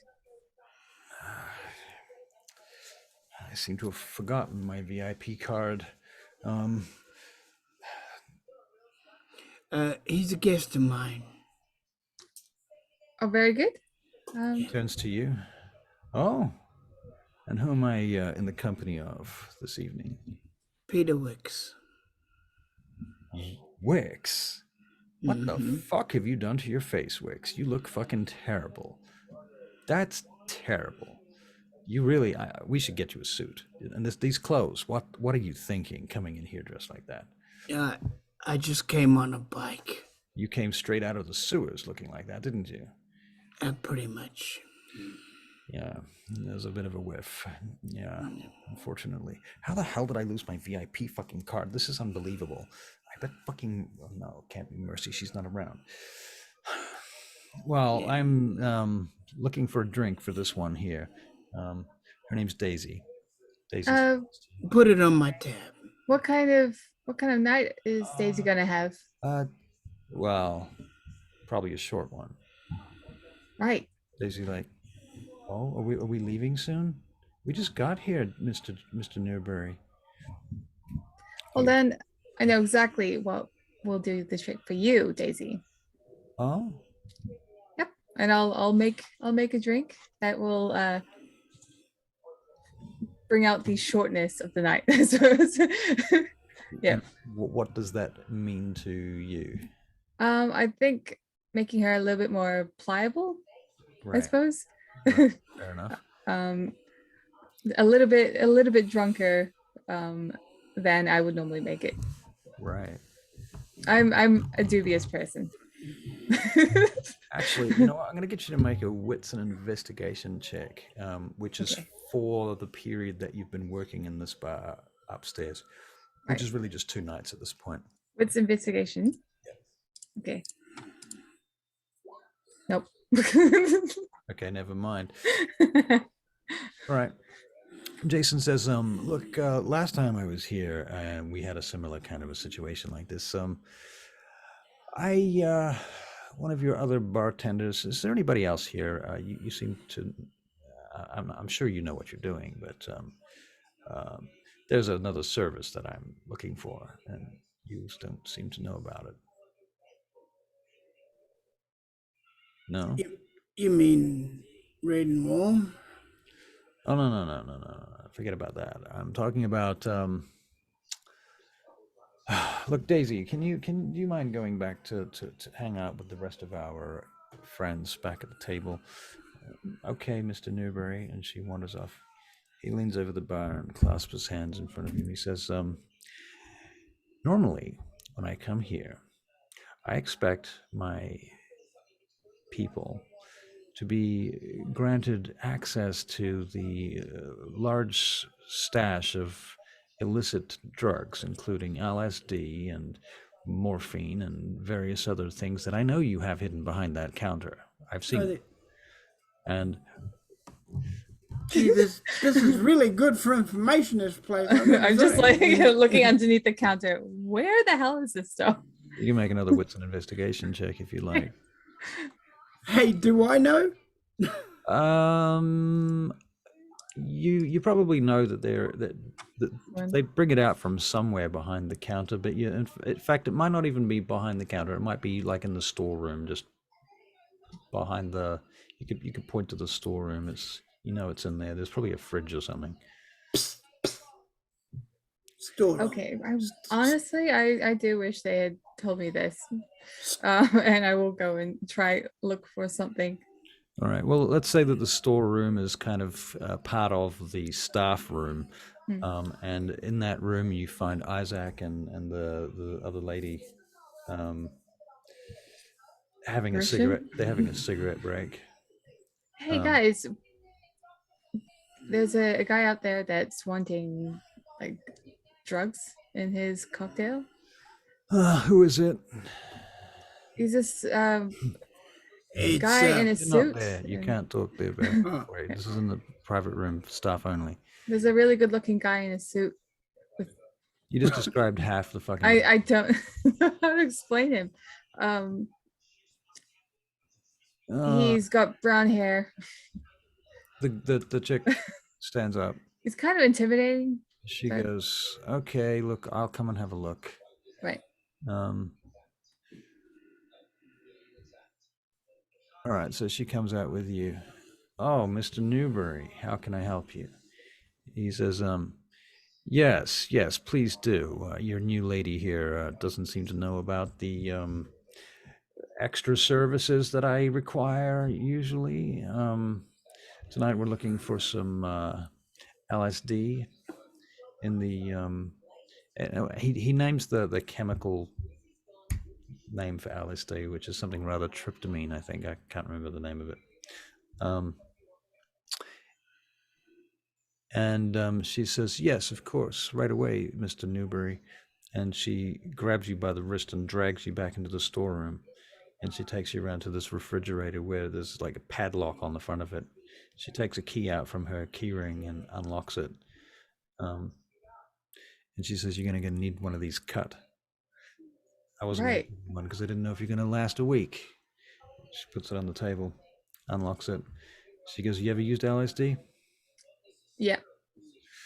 Are you lying out of game? No, I don't think she would. I think she would have because why not? Right. She goes, well, if you get caught stealing College. anything from here, you will be instantly fired. I won't do that. You have to worry.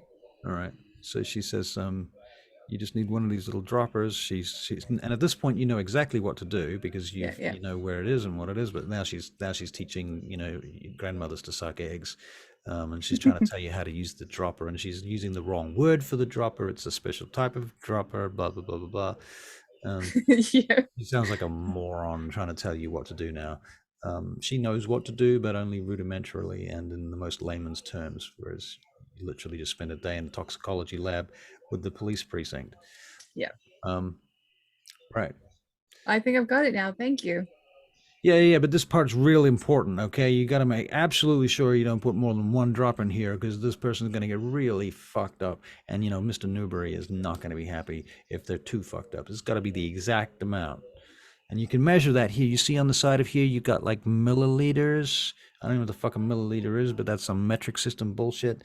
Anyhow, and now she's like just patronizing you. She doesn't even know she's patronizing you. Have I noticed that this is taking a long time? This is taking a while. I think I got it. Thank you. Expect. So yeah, and then you finish it up and you come out with the drink. Right, and then I'm gonna add my own little twist to it. Well, make the drink elevated. Elevated. Okay, and I imagine she's not very good at making drinks. You're gonna make a toxicology check. Wits and with your specialties, wits and science, toxicology. Okay, well I have craft poison making, and I have science toxicology. Yeah, so science toxicology. So okay, we'll do that then. That's fine. Yeah. Meanwhile, Jason's outside with you, Barry. Well, Wix, that wasn't really fair on you. I kind of like the face. The face is not too bad. Who's that model on anyway? You're not trying to copy me, because if you're copying me, you completely fucked it up. My features are not like that. No, you better look in this. Okay. Damn. Have you heard from Mercy? Mercy? No, I haven't heard anything from Mercy. She's been off my radar for about 3 months now. What about you? Well, I went to Rome. Yeah, me too. No luck. No luck. Yeah, she's kind of disappeared off the radar. You know what my theory is?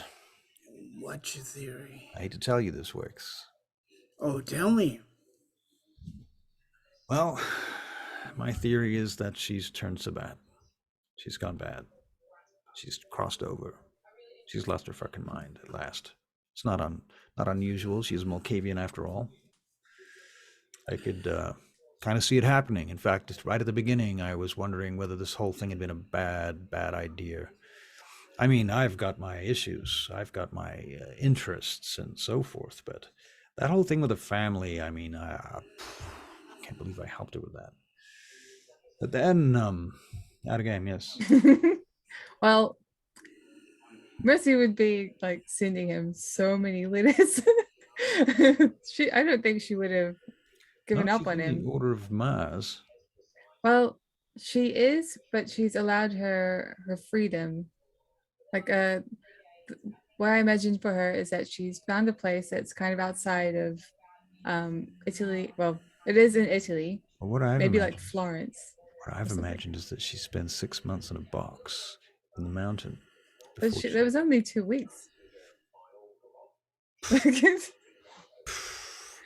Well, this might be during those Wasn't 2 weeks. 6 months?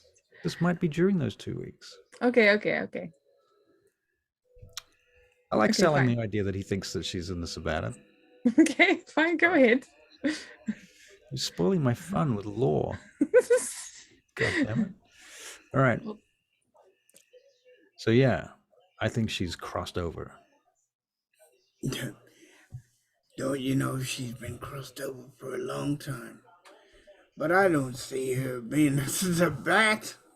No? You think that because she killed a few sabbats, she couldn't possibly join them? Now you know her attitude about the Sabbat. You know better than me. What do you think I know better than you? Well, I probably do know better than you, but I just want to hear it from your eyes, from your mouth. she hates him with a passion. Well, She likes killing him. she likes killing. That's different. Yeah, but she especially likes killing them with a passion. You do kind of have a point there, Wix. I have to agree. Oh, here's that bar staff coming back. Oh, be Finally. nice to her, okay? Be nice. She's new. Give her a chance. They're the best ones to play with. Don't you play any of your games with her now. He turns to you. Mr. Wicks, have you developed a crush on the new bar staff member here? I don't get a crush on anybody because of my afflictions. Your afflictions. Yes. So you're saying to me that because you are uglier than a fucking scarred snake, you can't fall in love or have a crush on anyone? I did. No. I can do it, but I know it's not advisable. Why is it not advisable? Because I'm not stupid. Oh, you're saying you don't want to get your little feelings hurt when she realizes that you're not as pretty as you look right now. Pretty much. Oh, Mr. Wicks, that's tragic. That's heartbreaking. If I could believe you truly felt that way, I'd be touched. No, really, Mr. Wicks, I am moved by your plight. Is that the truth for all of your kind? No, we're all different. We've got different ways. So you're saying that you are afraid of having feelings because you have a sense of fear of rejection.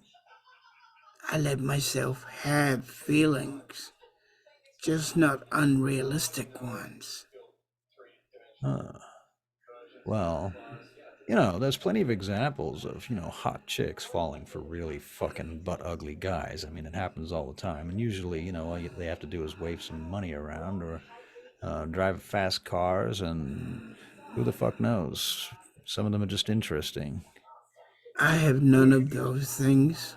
I don't know. You got access to all kinds of intelligence. Surely that must make you interesting, Mr. Wicks. Surely you must have a chance with somebody.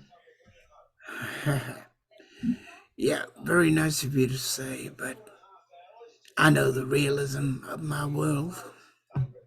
Well, each to their own, I suppose. I mean, I think you're underselling yourself, Mr. Wicks. You're underselling yourself, and you could have and do better. You don't have to be alone. I like it that way. What if you were to make a childer, or even just a ghoul? Have you got any ghouls? Not yet. Huh. I haven't found the right one. Well, why don't you look for one that's into freaky fucking sewer-dwelling rat people? Just kidding. I'm sure there's somebody out there. Anyway, Some of these people here, they're all into this sort of crazy shit. There's at least people into freaks. People into that shit. Look around. Do some research. There's a whole magazine being published every month called what is it? Bizarre Magazine. They want tattoos and fucking implants and goddamn whatever. Anyway, Mercy, not Mercy, Absinthe. You're back in the room. Got your drink. Hi. Sorry that took a while. I know where it is now. Good. So you won't have any trouble finding it the next time. Is there a code word you like to use? Sure. With a rise. Right. That works for me. Here you go. Excellent. By the way, that girl back there doesn't know what she's talking about. Not here for you. Can you give that to her? Sure. So you go over and you give the There you drink to go. them. You notice that there's a bunch of people. They're all sitting around talking lawyer shit, and they're discussing lawyer business. That's incredibly boring. And I leave. Wow. Yep. Indeed it is. Indeed it is. Okay. So, Jason pats you on the shoulder, Peter. Well, I've got business to attend to, and then it's time to party, so I'll see you another time. Let me know if she calls, huh? Yeah, I'll do that, he says, without really convincing you. Yeah. Walks off. Who is that guy? Oh, he's, well, you know his name. You do, don't you? Yeah. It's Jason, right? Jason Yep. Jason Newberry. Okay, right. And if I was you, I'd keep well away from Jason Newberry. Okay? I can manage that. I've recently come to know a lot of your kind are worth not approaching, but you're different, and so is Garwood. It's really nice to always see that there remember are good one ones. thing. Always remember one thing. We're here for the blood. We got a beast rising inside us, and it's always there, especially when there's a lack of blood. Okay. Okay? Yep. So keep everyone full up on blood. Yep. Okay. All right.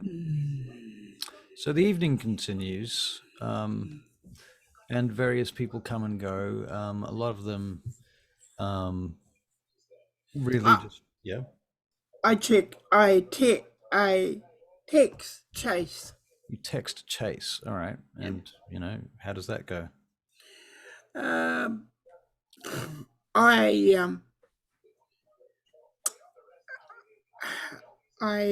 tell him all about what Elzbieta has told me in the text. Okay. Yep. Very good. All right. You can consider that passed on. Chase now has this information. Yeah. Have we seen Eddie Murphy today? You might. Yeah, eventually Garwood will turn up. Probably about 9 o'clock, I suppose, 9:30. In fact, he turns up with the rest of Baby Chorus, and they begin setting up their instruments over at the stage at the end of the VIP room. And he tells the rest of the chorus that they need to stop there for a minute. He's just going to go and do some stuff, have a drink, and talk to the lady at the bar. So he comes swaggering up to the bar where you guys are. Well, you're still here. Isn't that interesting? It sure is. So what happened with your, you get that interview? I got the job without the interview. You got the job without, what do you mean without the interview? It was an internship. There was no real interview process. It was, here you are. How do you think that might have happened? It was you, right? Of course it was me. and I believe I owe you $100,000. It's a weird bet to make, I'll be honest. But Well, call me crazy. Call me fucking crazy. I just hope you like our band. This is Baby Chorus. I play the saxophone, bass guitar, a couple other things in amongst that. And he takes out a checkbook. You got a bank account? yeah, I You able to do. cash a check? If I give you this check, do you want me to put it in your bank account, or you want it sent to written to cash? If Writing out the check now. maybe I Can I talk to you two briefly? Me or her? I'm sorry, just Both of you. $100,000 is a lot. That's a drop in the bucket. Just a cash, I think, would be fine. Okay. I hope. To cash.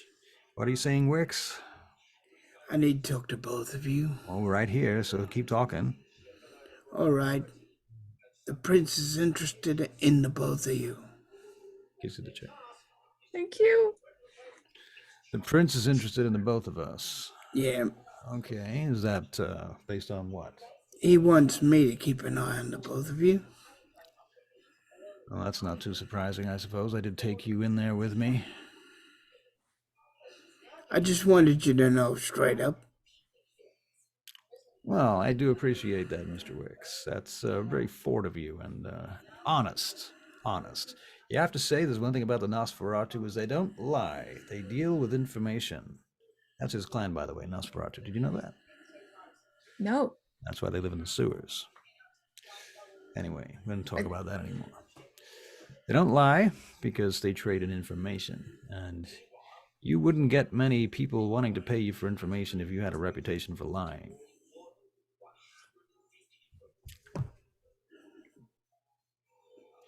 So, is that it?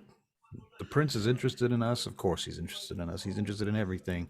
Besides, this little game of mine has really got their fucking noses out of joint this time. They don't know what I'm doing, what I'm up to.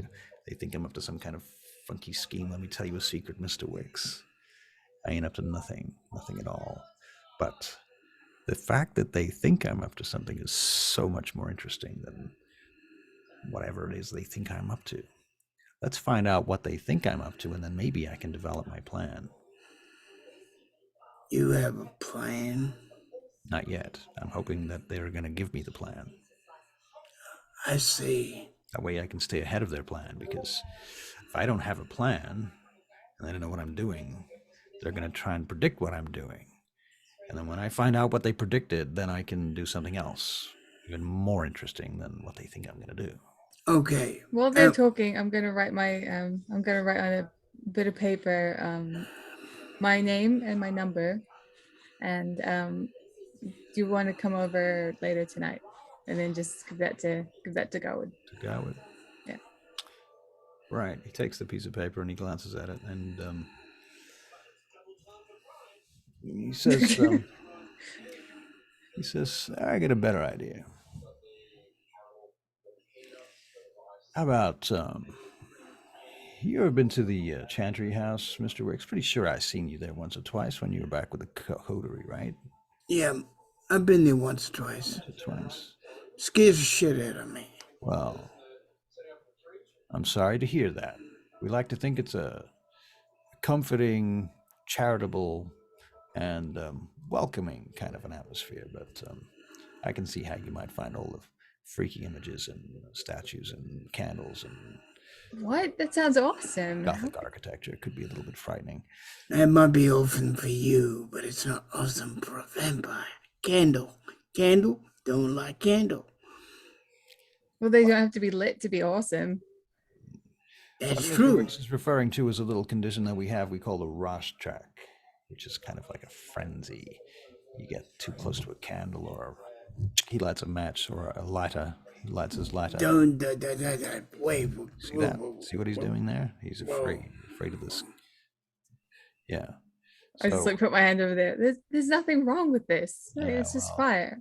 If I was to touch Mr. Wicks here with this fire, you might see that Mr. Wicks is very flammable. What? as are all vampires. You know, He looks at you directly and he says, so you don't ever put a match or a flame to a vampire ever. Dominate. I won't do that. However, I would like to have a sample of your skin so I can figure out why that is the case and maybe try and develop a way of making you less flammable. Absolutely forbidden. Oh, come on. It's forbidden. What if it's within the confines of a place that you have? Yada, yada, blah, blah. You can talk to Nikolai about it if you want, but he's going to say no. Boy, you're gonna have a lot of trouble with this one. Listen, Absynth, Abigail, whatever you call yourself these days. Abby, I hear, is the new one. No. How did that go, by the way? How do you know about Abby? Well, I hear things. What do you hear? And the Nosferatu know everything. Absinthe is fine, thank you. I organized Absinthe. that little internship, and I got in return for that a report. You see, so I know things. Oh, now I've learned she's Abigail something, but I'm not gonna call her Abigail or something. Right. Yeah. No, what you're going to find is if you go to talk to Nikolai or any of the others, you're going to discover that a long time ago and for quite some time now, various kindred around the world have been searching for these kinds of answers, and the disappointing truth is that there are none. Oh.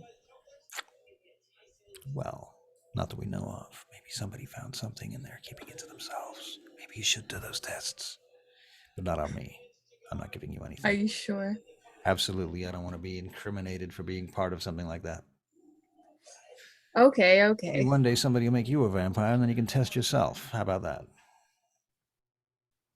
Yeah. Well, good luck with that, because well, we'll see how long I lost here. Of all the people I've ever met that wanted to be vampires, I don't think any of them ever did. Probably not one. I did meet a few that didn't want to be vampires that ended up becoming vampires. So, man, that's how it goes. It's almost as if the more you want it, the less likely it is to happen.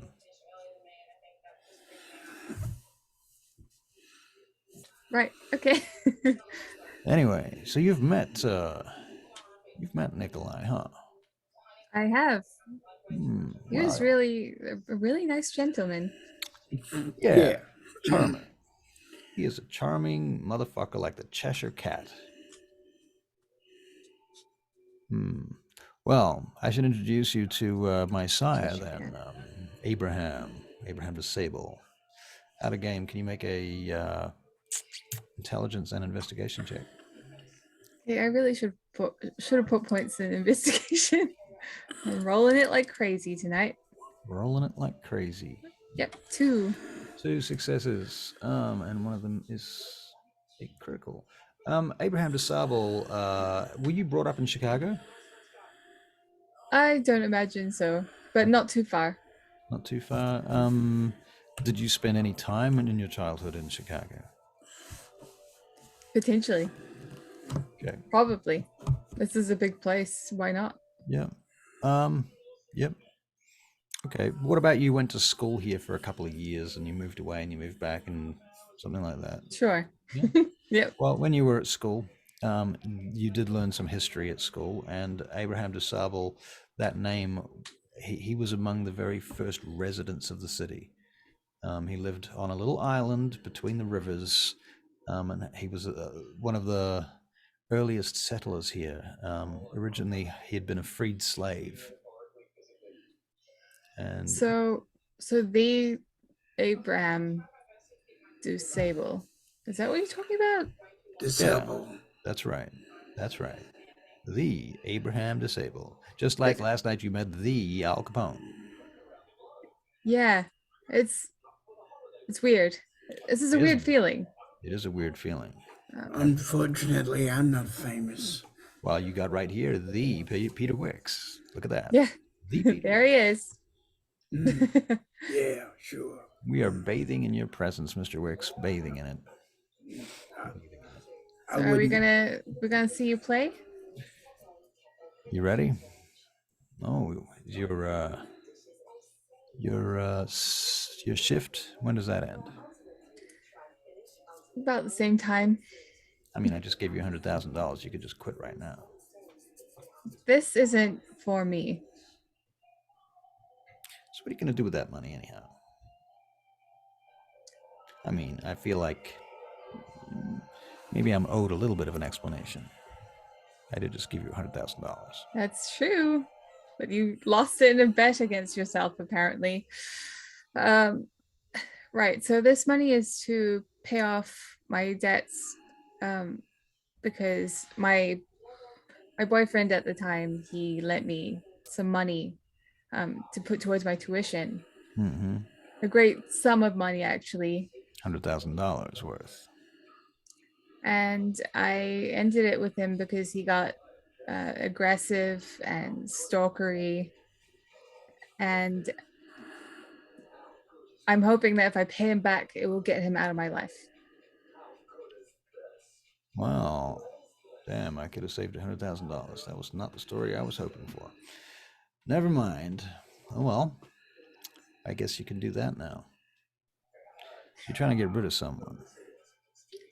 You should have just, in the first place, was much easier ways of getting rid of someone. If I,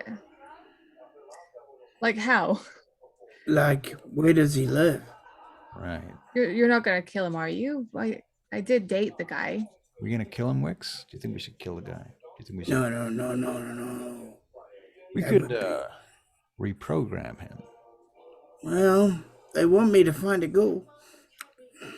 Oh, really? They want you to find a ghoul. Is that right? Yeah, You want to ghoul my ex? he might like it. Well, don't go that far. maybe Abigail here He's doesn't. kind of aggressive. She doesn't want to spend time. I'm. This I guy. have a bruise right here. I'm covering up. Oh, I'm Because not of him. liking that. You're too pretty to be bruised. That's not a good thing. So where's he live? I'm not gonna tell you because you will go and you'll hurt him. No, I won't hurt him. What we should do is we should go and talk to him. That's right. That's what I was thinking of doing. Going and talking to him. Well, if you want to invite him here, here's my phone. Yeah. And there'll be like a whole bunch of messages from him, just constant throughout the day. Right. I'm finding this gentleman very. Does this guy have a name? His name is Vern. I didn't give him a last name, so if you Did you say Bran? Vern. Vern. Okay. Yeah. Vern. Okay.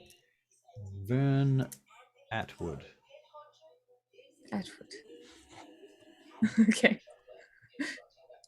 I will put his last name up here then. Okay.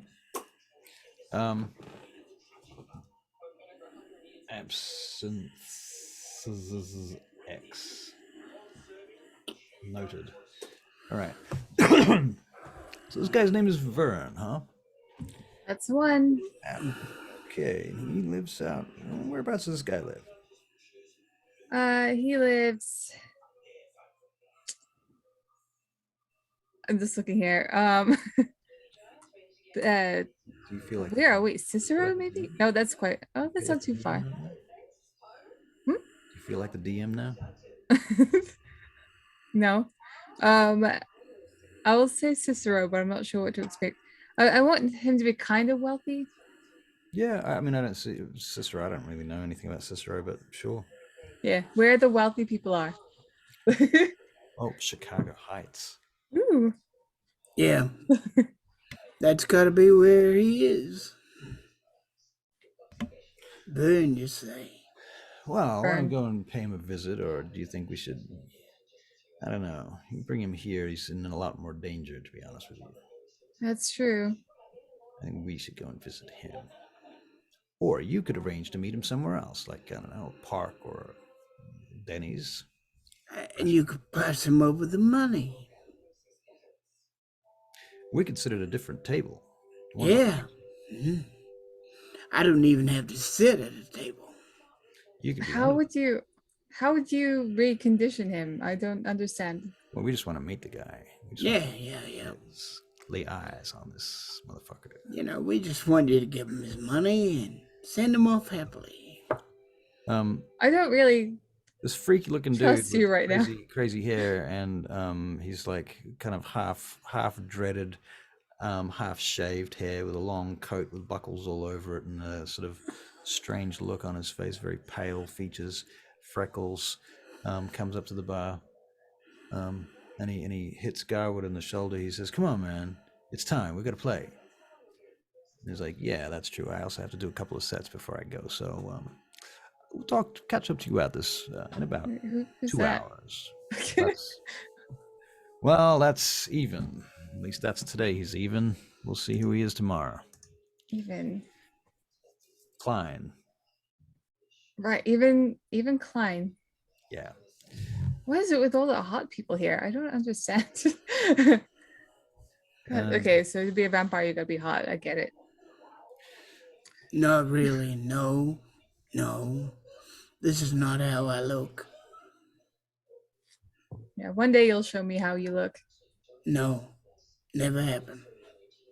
One day. Never happen. One day.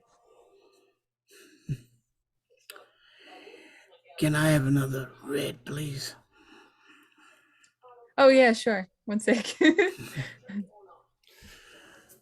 notice Annabelle and her troop come back in again. But you don't really need to do anything. They're busy entertaining themselves, and they're setting up to listen to baby chorus over on the other side, and yeah. I won't do anything. I won't even look at her. All right. Very good. Yeah. But I will listen to the musics. All right. So you listen to the music. You're talking to Peter. What was Peter saying? I was not quite sure of that. I'm having a drink, another drink. Okay. Well, that is an awful drink, just so you know. Warm and red from here is like the last resort. Yes, I know it's terrible, but what else am I going to do sitting here? Well, you could have somebody brought to you. No, thank you. I like to get my own. All right. Fair enough. I like to go out and get my own, thank you. Fair enough. Okay. Well, Brett Stryker comes walking over towards the bar, and he lays down a big handful of cash on the table. And he looks at you. He says, "You're here again, huh?" Sure am. How can I help you? Well, for a start, I don't want any more of your lip.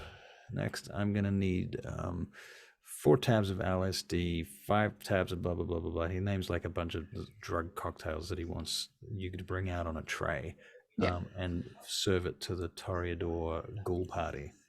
Okay. All right. Thank you. I'll go and get that sorted. Thanks very much. And he walks off. Very well. Okay, well, baby chorus start playing. They do a great job because that's what they do. Looking out, but also making these drinks, but also looking. Right. Fair enough. And they're cool. And Peter's noticing, man, does she know how to mix?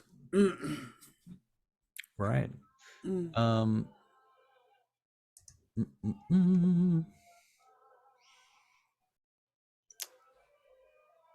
Okay. So the night wears on, the music plays, baby chorus eventually. You get 2/3 of the way through their set when this new person enters the room. She comes in with what appears to be some sort of bodyguard. Bodyguard is wearing like a World War II bomber jacket. He's got sunglasses on, and he just stands behind her. She's got long brown hair tied back in a ponytail. She has pock marks on her face, and she looks quite tough. Actually, she's wearing like jeans and a casual looking shirt. And she comes walking across the room to the bar as well with her bodyguard. And she raps her knuckles on the table. Peter, you know her as Tyler. Yeah. Well, I'm busy making these other drinks. I wonder if the others are going to serve her. Right. Let's see if they are still playing tricks with you. Oh dear. So you're kind of looking over your shoulder, waiting for some assistance from the rest of the bar staff, and the bar staff seem to be having another smoke break, or something to that effect. You're pretty sure they're in the staff room. Right. Okay, well, I'm going to go in and be like, I need one of you to go out and Wait, serve. you get to the staff room and the door's locked. You fucking kidding me? You make a perception, wits, and awareness check, please. Okay, it's an awareness.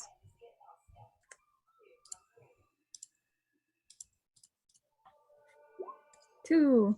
2. You can hear people having not very discreet intercourse in the other room. Wow. Okay. I mean, good for them, but also what a pain in the ass. All right. What a pain in the ass, correct. Meanwhile, you hear the rapping of knuckles again on the counter. I'll go up and see what she wants. Hi there, I'm Absynth. Clearly the only one working here, I'm afraid. Sorry. Of course you are. She says, I'm looking for something for my man here. What is it that you have? He names some cocktail that you know how to make from downstairs from the menu that you've already memorized. All right. And she says, and I'm looking for something else. Someone else. I don't know, perhaps a surprise. Yes, I think a surprise tonight. Are you wanting me to go Organize. find someone for you? Yes. You do All that, right. don't you? Here, that's typically one of your many duties, is it not? I can definitely do that for you. I've just got to serve the Toreadors their incredible order, and then I'll get to yours after that. I'll be right there. I can wait. Okay. And you go off to find someone. So what are you looking for? What do you choose to feed to Tyler? Well, first I'll finish the Toreador order, Okay. and then I'll go and do her Right, so order. let's get a mixicology check for the Toreador order. All right, mix. This is so silly. I'll go down with her. Okay. And tell her what I know about Tyler. You know, give her an idea of what kind of person she hangs with. Okay, what do you tell her? Because, and first of all, remember it's very loud downstairs, especially. Yeah. 6. She's very sophisticated. Get her something sophisticated. Sophisticated. You know. All right. Do you want to help me find someone? Get someone businesslike, you know? Out of game, she didn't look very sophisticated. She was very casual clothes. That's when she's at the airport, she's sophisticated. Right. That's all he knows. Yep, fair enough. Okay, well, we'll just look around. I don't know if sophisticated's her thing. She looks pretty casual right now. True. What do I know? I don't know. Okay. All right, let's go find someone. So do you want to make another wits and investigation check? So, seeing as you love making those tonight. Yeah. He's No. He's gonna go. I can't think of what to get her. So it's gonna be a surprise. Shouldn't you know? You know more than I do. Come on. You just told me she's not sophisticated, so okay. Okay. I want to find a rocker. She did say a surprise though. Hmm. Yeah, go look for a surprise. I want to find someone that is just really having a great time. I don't know. Yeah, go on. All right. Make their night. All right. Well. All right. You find someone that seems to be having a great time. You said rocker, so that put in my head the idea that there's this punk dude there with spiky, big green spikes on top of his head.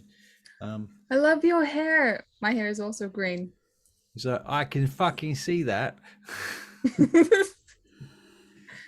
Right. So you entice him to come upstairs. Yep. All right. So he's a total like 70s punk. A little bit Nice. older than the rest of everyone, but he's punk as we would say here in New Zealand. Now, Yep. Chase, Peter's gonna go Yep. over in the corner and find a place for him to sit. And Chase is coming in to have a discussion with the owner of the club. Okay. All right. Well, you take him up, and it's probably about time for me to wrap up here, to be honest. Okay. So let's keep these facts in mind. Okay. So we know that Chase is here. Chase is visiting Brennan. Yep. We have a green spiky head punk. Yep.